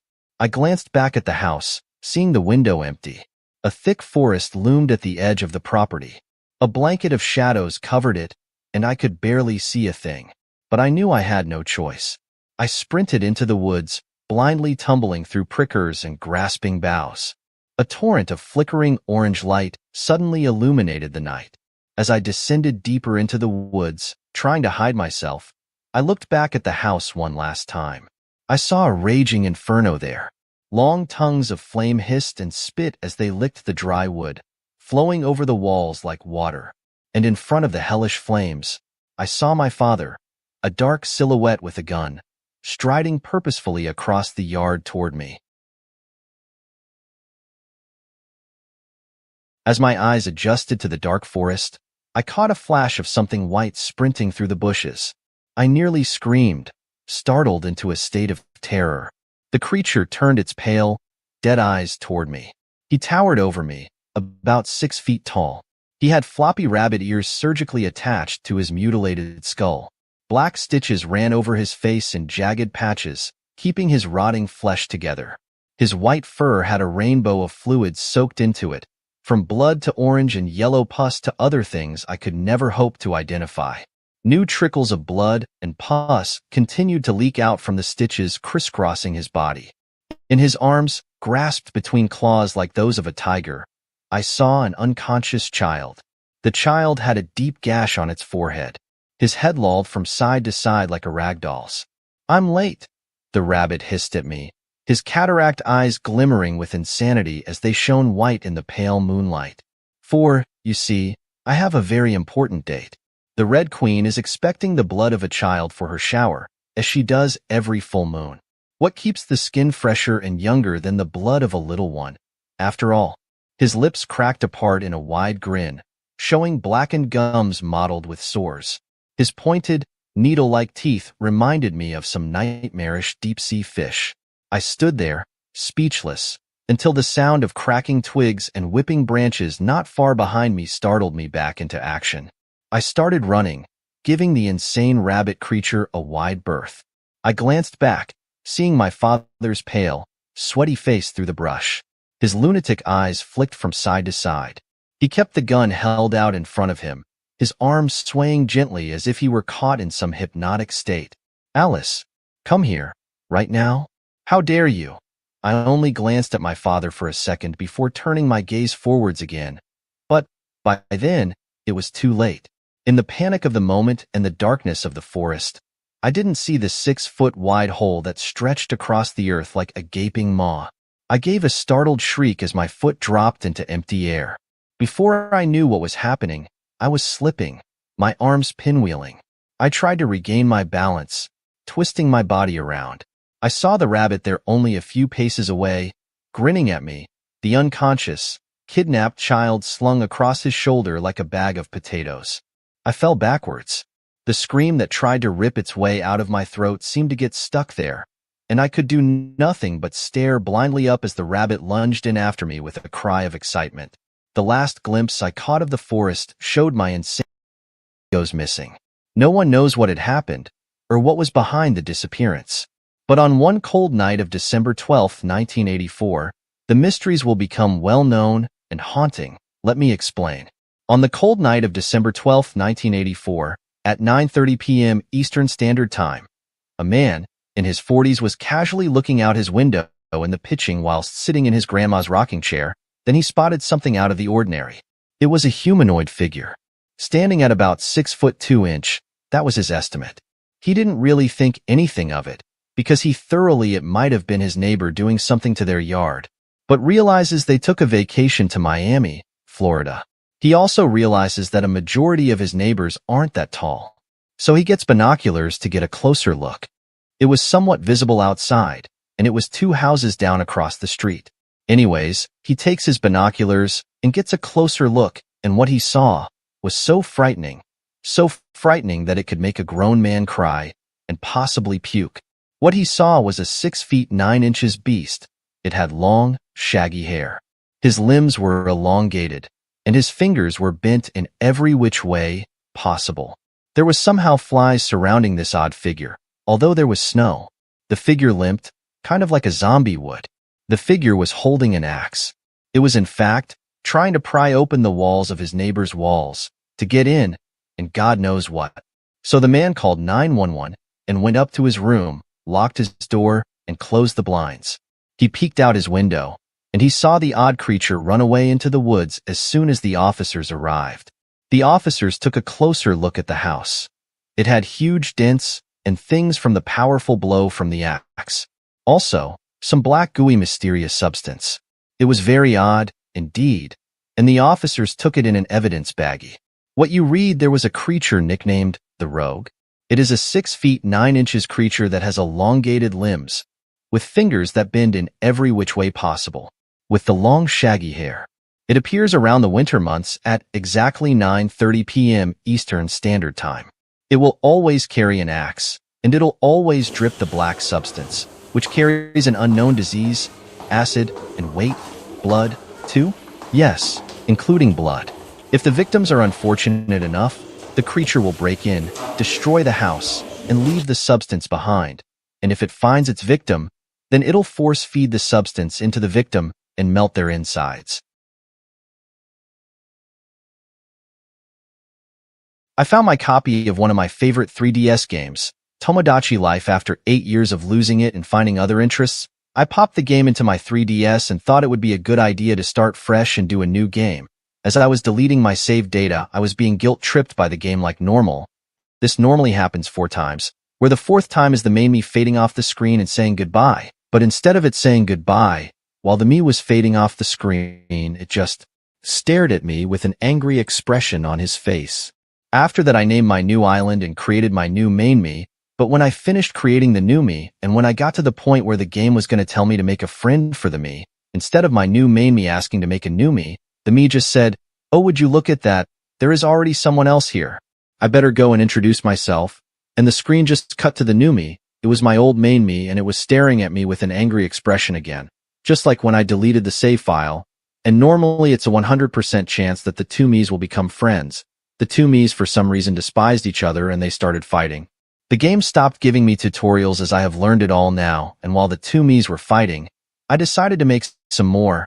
I made a female me and another male one, but when I checked back on my main me's apartment, it just said, "He is gone." I couldn't track him anywhere, and when I checked on my old main me, the me was still staring and it had a new apartment, a red apartment. Soon I realized that the old main me had just murdered the new one. I visited the old me and it simply said, "I gave you the childhood you always wanted. And this is how you say thanks?" After that, the game crashed, and it just wouldn't boot up again. Every time I go to sleep, I always get nightmares about that same me, and I never touched a Nintendo console ever again. Tell me what you think. One night in 1995, there was this man who dies while sleeping. No one knew what had happened. An autopsy was done, and it had showed no signs whatsoever of a heart attack or cardiac arrest. The man had a clean record of any heart problems. His medical records just shows vaccines and normal checkups, nothing out of the ordinary. It wasn't just that man, however. It has been almost the whole neighborhood with the same results.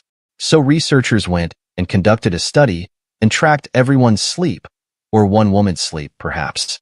They put a camera in her room to see if anything happened, and oh boy, won't they be surprised.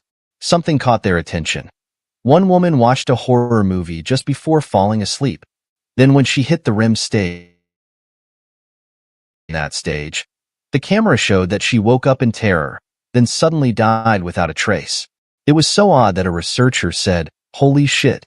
It wasn't the fact that she died that way, though. It was the fact the camera had caught something quite odd, to say the least. The camera caught an odd sound, growling sounds, but the woman never had a dog. Then, just out of view, something starts trotting towards the woman's corpse. A tall, humanoid figure. Looks to be as if it's 10 foot tall. It hunches over like a grandparent. It looks like it's in a gross decaying state, with hair that's skinnier than a string bean. Then it started by eating the woman's face off, the eyes first, then eating the flesh of her. All that was left was her bones. The researchers were truly shocked, terrified on what they had just witnessed. One even threw up. What you read there is called the real-life horror movie phenomenon, where an unlucky soul watches a horror movie just before closing their eyes.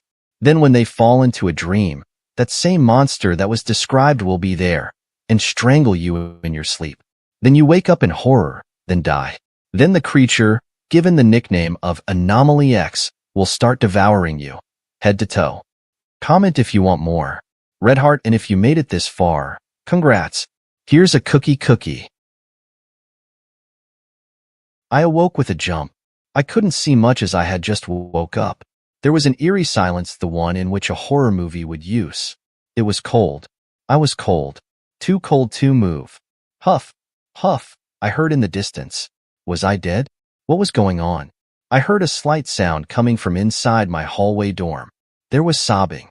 I couldn't move. All I could do was shovel myself under my blankets. I heard breathing. I couldn't focus. Me having a mental disorder, I couldn't handle it, and from stress I fell into the sweet, oblivious balm of sleep. Morning came, and I asked my roommate about the crying.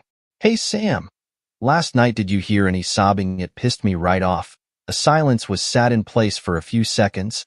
"Yes, I did. It was me. I was crying at seeing a thing watching you sleep." Michael sat in the chair, his wrists restrained by shimmering, enchanted handcuffs that seemed to pulse with otherworldly energy. His voice filled the room, resonating with the weight of truth as he spoke. Because God, Jehovah, is a writer, he began, his words painting vivid images of celestial tapestries and worlds both magnificent and forsaken. As Michael spoke, wisps of ethereal light danced around him, illustrating the grandeur and complexity of God's creations. And like all writers, he continued, his tone unwavering. He churns out draft after draft. My world. This world, nothing but failed drafts. Castile, standing opposite Michael, watched intently, his expression a mixture of confusion and disbelief. "No, that's not right," he interjected, his voice betraying his uncertainty. "Why would he do that?" "Because he doesn't care," Michael replied, his voice tinged with bitterness. The magical restraints around his wrists seemed to tighten, emphasizing his frustration. "About you? Me? Anything?" The air crackled with tension as Michael's revelation hung in the air, illuminated by the soft glow of celestial light. "Now at first, I thought I'd do it better, show him, be more God than God," Michael confessed, his eyes blazing with determination. "But now, I just want to burn every one of his little worlds until I catch up to the old man." In the silence that followed, the weight of Michael's words reverberated through the room, casting shadows that danced along the walls like specters of doubt and defiance. Castile's expression shifted, his nerves palpable as he voiced his concern. "And then what?" he asked, his voice trembling slightly. Michael leaned forward slowly, his gaze piercing as he fixed Castile with a menacing, straight-faced stare. "Even God can die," he stated, his words carrying a weight that sent shivers down Castile's spine. Everything is real, at least for me. When I was young, I used to watch a lot of horror movies. I was never afraid of them.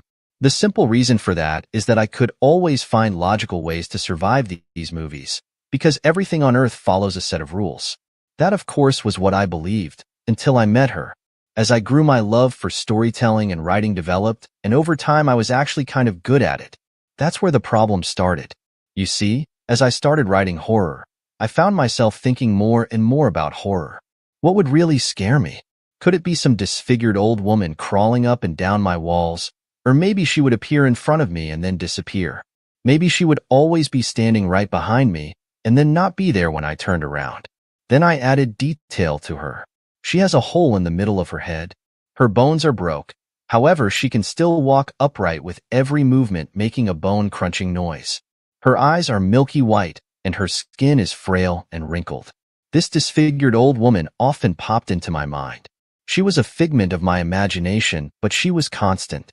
When I woke up late at night, I would imagine she was crawling over the wall like a centipede.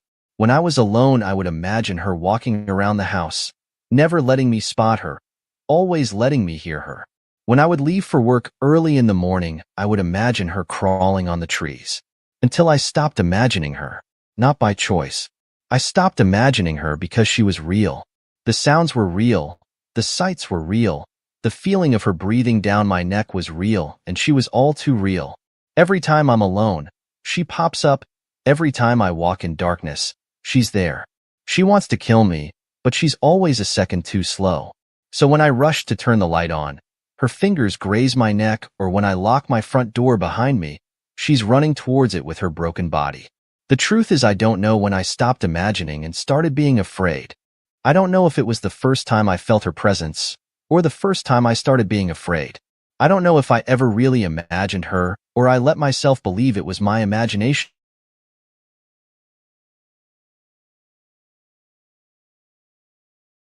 According to my mind, there's no rules to escape her. The moment I'll look away, she'll attack. Could it be now? Or maybe I'll escape her long enough for her to do it tomorrow. So I'm writing this with one eye on my phone and one eye on her. Standing right in front of me, staring at me, waiting for me to look away so she can attack. Please, God, let it be my imagination. Ever since I found the bike, God, it has changed my life. I have always been an avid bike rider, and without my bike, my life would be meaningless. I love riding my bicycle through forests and empty roads, and I have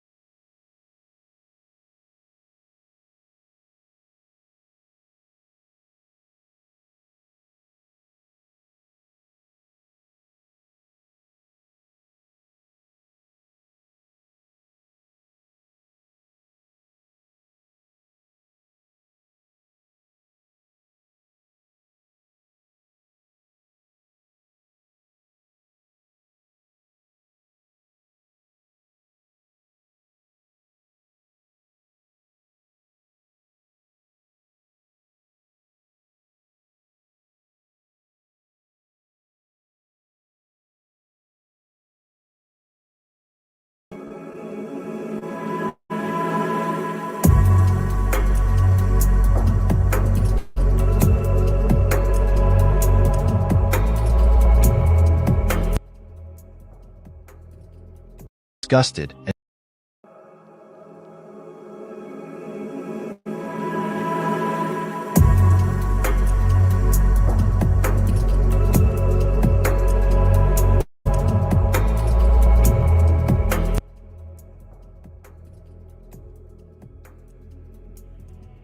Stories 1.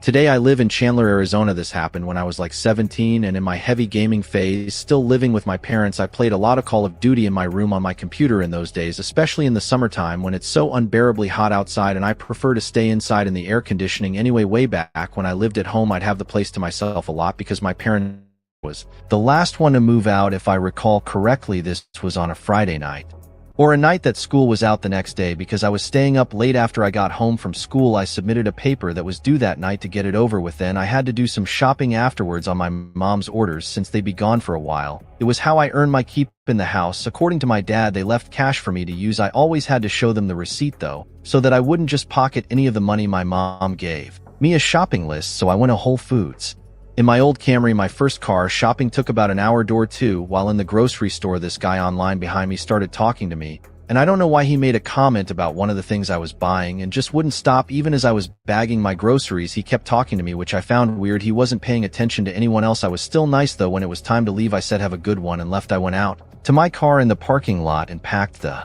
trunk, then headed home. It was a scorching hot day as we were in early June. I wasn't looking to go out and do anything outside. Once I was done with everything I needed to do, it was dark out by now. So I got right on Call of Duty Black Ops on my computer and texted my friend Johnny to get on as well. He joined my party and we played some team deathmatch as we always did. I was using my noise-canceling Logitech headset. We were committed already to playing Call of Duty all night and ranking up. So of course I needed to take a break to make dinner at some point. Probably 2 hours into playing, I told Johnny I was going to eat dinner and I'd probably be back on in an hour. He said he'd be back on later too, so with that I took a break and made some pasta for dinner. The kitchen is downstairs and my room is upstairs. While I was sitting in the kitchen eating, I knew for sure I heard a thump from upstairs. Did it sound like a footstep? I wasn't sure.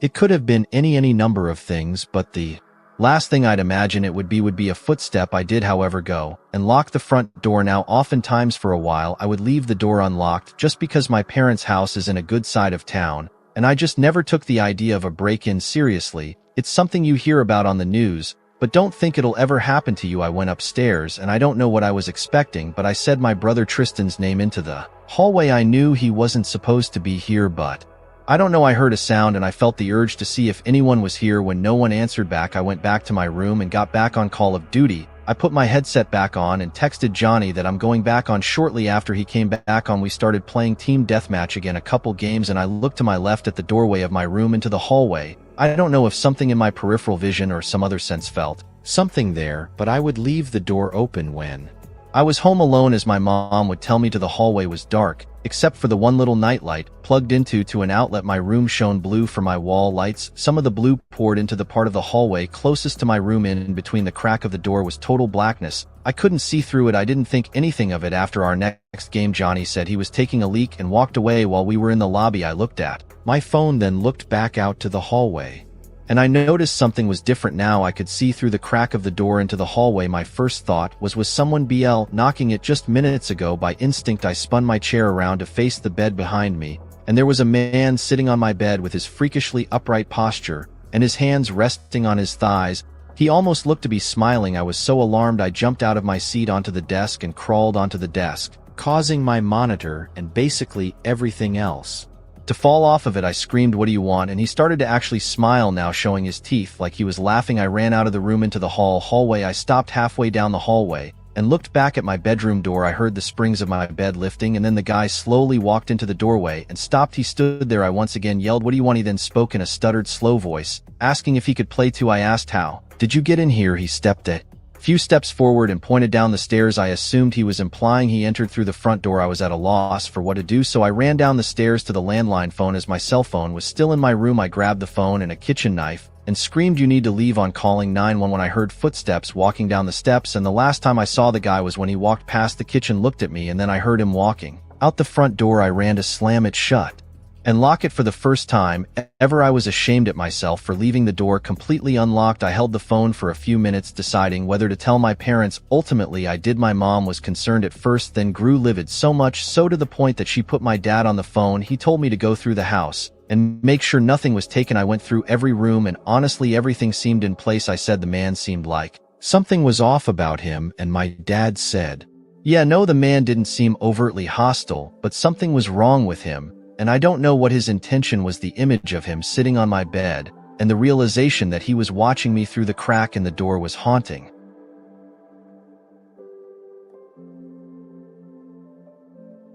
Stories 2.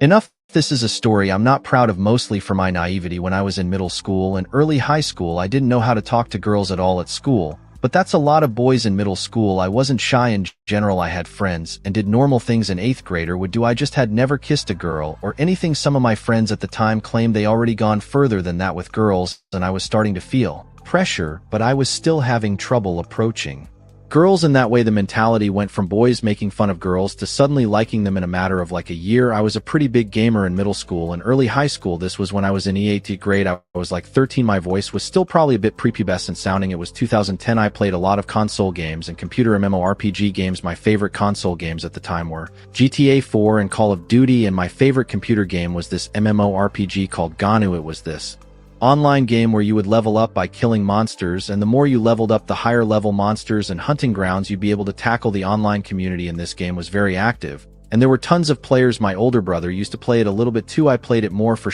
I was in a guild in town and everything. I don't remember how it happened, but I befriended this female player who was a higher level than me. Her username was Medusa. Anytime I'd sign in and she was on, she'd message me and vice versa. We would join parties together, which meant we'd share EXP on whatever monsters we killed, and we just chat for hours. She knew a lot about me, including my age, my town, and some personal family details. She would open up to me too. Eventually, she told me her name was Teresa. It was weird feeling such a connection with a girl who really you knew nothing about her appearance or her voice.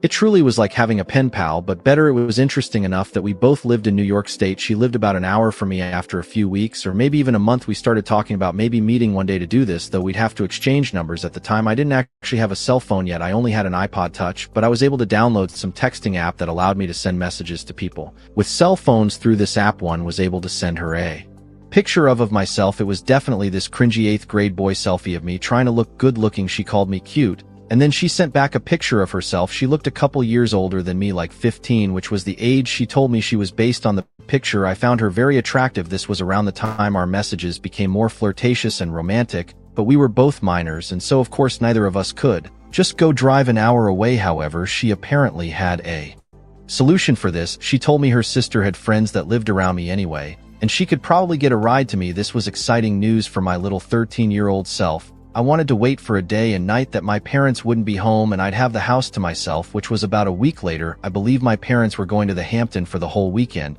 so it would just be my brother, and my brother was 18. So I asked him to please just go out for the night with friends so that I could be alone with Teresa. I gave Teresa my address and told her to come that Saturday whenever she wanted. She said she'd be coming a little later, like at night. She didn't give me an exact time at that point in time. We still had never spoken on the phone. I still hadn't heard her voice. I was so nervous all day that I couldn't even play video games. I was busy cleaning my room, making things look cool, fixing my appearance, even rehearsing things to say in the initial moments of meeting.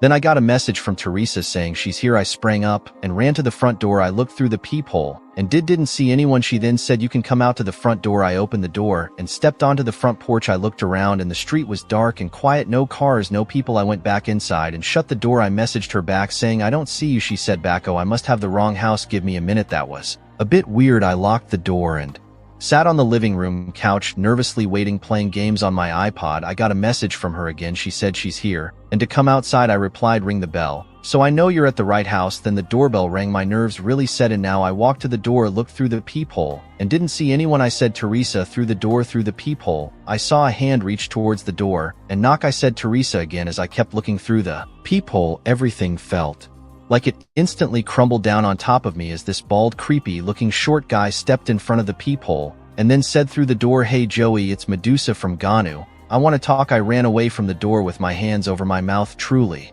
speechless. The person I'd been talking to all this time was a creepy grown man. I was disgusted and scared. I went to call my brother's cell phone.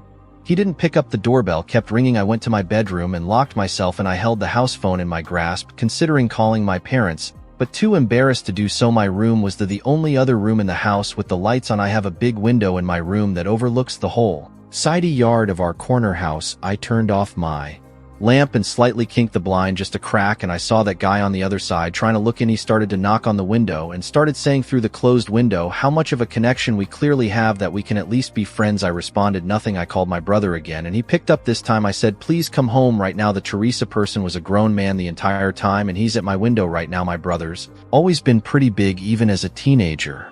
I'd feel safer with him being here. He said he was coming home with his friends right now. We stayed on the phone so I could tell him if anything happened. I ran to my parents' bedroom upstairs and hid there. The man was blowing up my message app saying he would like to talk, and there's a reason he had to lie about who he was. When my brother got home, he told me he sees the guy outside. My brother and his 3 friends confronted the creepy short man outside. So I went outside now to watch. The 4 of them intimidated the man, calling him a sick such, and the man's defense was that he was concerned for my well-being, inviting strangers from online over, and that this was supposed to be a learning lesson. I refuted this claim by asking him why he would say that we could be good friends at my window. When my brother and his friends started pushing the man, he started quickly walking to his car. My brother kicked the guy's tail light while one of his friends threw a rock at his window. He sped off down the road to never be seen again. This was humiliating and disturbing, but at the same time, I was really grateful of my brother and his friends to come to my aid. They potentially saved me from a seriously sick creep breaking into the house. It's still painful and uncomfortable realizing all that time I spent opening up to who I thought was a girl my own age on a game was some creepy grown man with a different Stories 3 ***.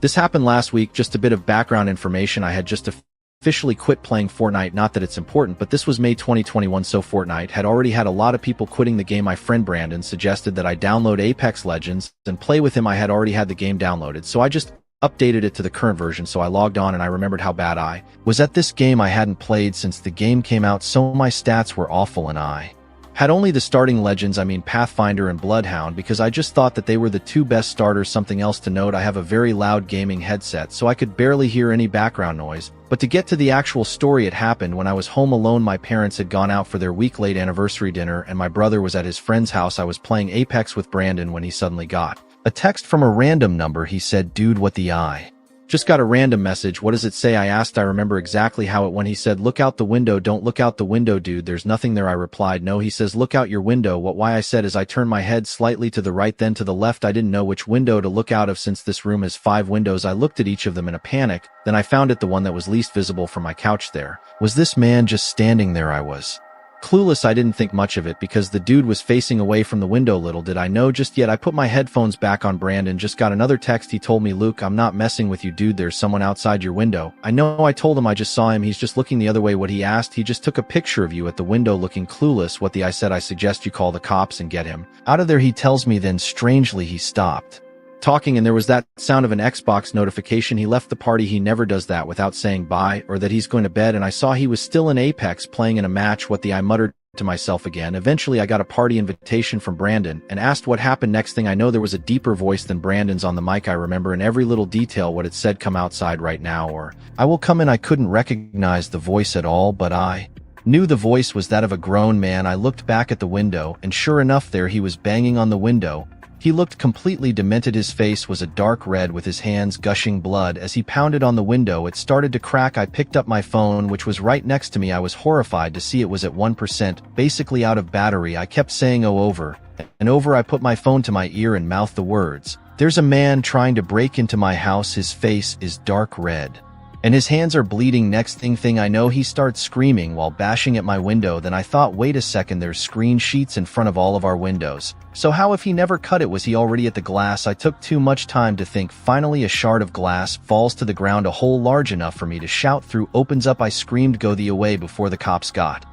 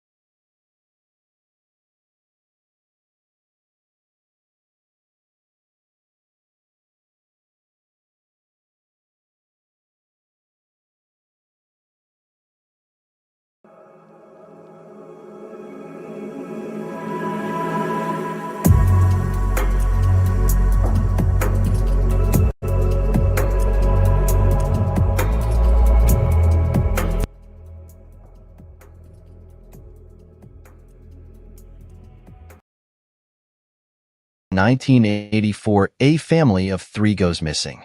No one knows what had happened or what was behind the disappearance. But on one cold night of December 12th, 1984, the mysteries will become well-known and haunting. Let me explain. On the cold night of December 12th, 1984, at 9:30 p.m. Eastern Standard Time, a man in his 40s was casually looking out his window in the pitching while sitting in his grandma's rocking chair. Then he spotted something out of the ordinary. It was a humanoid figure, standing at about 6'2". That was his estimate. He didn't really think anything of it, because he thoroughly it might have been his neighbor doing something to their yard, but realizes they took a vacation to Miami, Florida. He also realizes that a majority of his neighbors aren't that tall, so he gets binoculars to get a closer look. It was somewhat visible outside, and it was two houses down across the street. Anyways, he takes his binoculars and gets a closer look, and what he saw was so frightening that it could make a grown man cry and possibly puke. What he saw was a 6 feet 9 inches beast. It had long, shaggy hair. His limbs were elongated, and his fingers were bent in every which way possible. There was somehow flies surrounding this odd figure. Although there was snow, the figure limped, kind of like a zombie would. The figure was holding an axe. It was, in fact, trying to pry open the walls of his neighbor's walls to get in, and God knows what. So the man called 911 and went up to his room, locked his door, and closed the blinds. He peeked out his window, and he saw the odd creature run away into the woods as soon as the officers arrived. The officers took a closer look at the house. It had huge dents and things from the powerful blow from the axe. Also, some black gooey mysterious substance. It was very odd, indeed, and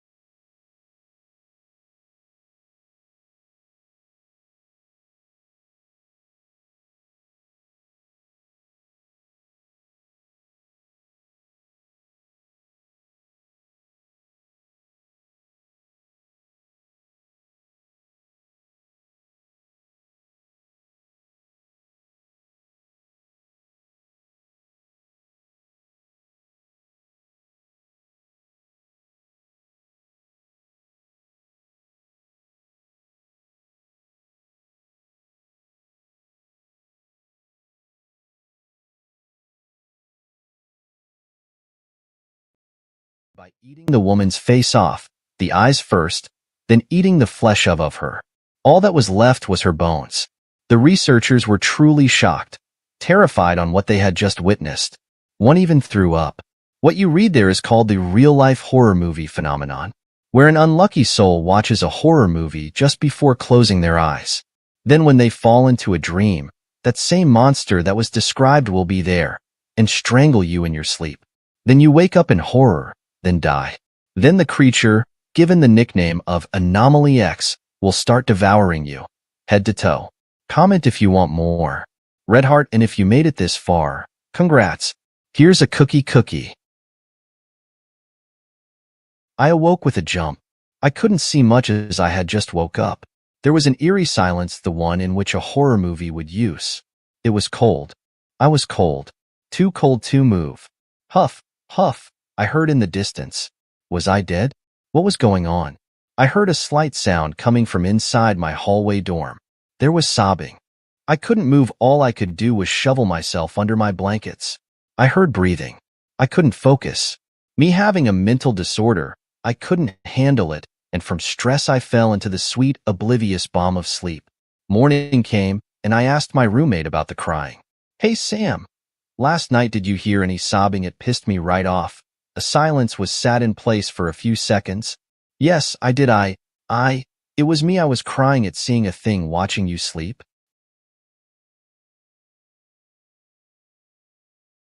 Michael sat in the chair, his wrists restrained by shimmering, enchanted handcuffs that seemed to pulse with otherworldly energy. His voice filled the room, resonating with the weight of truth as he spoke. Because God, Jehovah, is a writer, he began, his words painting vivid images of celestial tapestries and worlds both magnificent and forsaken. As Michael spoke, wisps of ethereal light danced around him, illustrating the grandeur and complexity of God's creations. And like all writers, he continued, his tone unwavering, he churns out draft after draft. My world, this world, nothing but failed drafts. Castiel, standing opposite Michael, watched intently, his expression a mixture of confusion and disbelief. No, that's not right, he interjected, his voice betraying his uncertainty. Why would he do that? Because he doesn't care, Michael replied, his voice tinged with bitterness. The magical restraints around his wrists seemed to tighten, emphasizing his frustration. About you? Me? Anything? The air crackled with tension as Michael's revelation hung in the air, illuminated by the soft glow of celestial light. Now at first, I thought I'd do it better. Show him. Be more God than God, Michael confessed, his eyes blazing with determination. But now, I just want to burn every one of his little worlds until I catch up to the old man. In the silence that followed, the weight of Michael's words reverberated through the room, casting shadows that danced along the walls like specters of doubt and defiance. Castiel's expression shifted, his nerves palpable as he voiced. And then what? He asked, his voice trembling slightly. Michael leaned forward slowly, his gaze piercing as he fixed Castiel with a menacing, straight-faced stare. Even God can die, he stated, his words carrying a weight that sent shivers down Castiel's spine. Everything is real, at least for me. When I was young, I used to watch a lot of horror movies. I was never afraid of them. The simple reason for that is that I could always find logical ways to survive these movies, because everything on Earth follows a set of rules. That, of course, was what I believed, until I met her. As I grew, my love for storytelling and writing developed, and over time I was actually kind of good at it. That's where the problem started. As I started writing horror, I found myself thinking more and more about horror. What would really scare me? Could it be some disfigured old woman crawling up and down my walls? Or maybe she would appear in front of me and then disappear. Maybe she would always be standing right behind me and then not be there when I turned around. Then I added detail to her. She has a hole in the middle of her head. Her bones are broke. However, she can still walk upright with every movement making a bone-crunching noise. Her eyes are milky white, and her skin is frail and wrinkled. This disfigured old woman often popped into my mind. She was a figment of my imagination, but she was constant. When I woke up late at night, I would imagine she was crawling over the wall like a centipede. When I was alone, I would imagine her walking around the house, never letting me spot her, always letting me hear her. When I would leave for work early in the morning, I would imagine her crawling on the trees.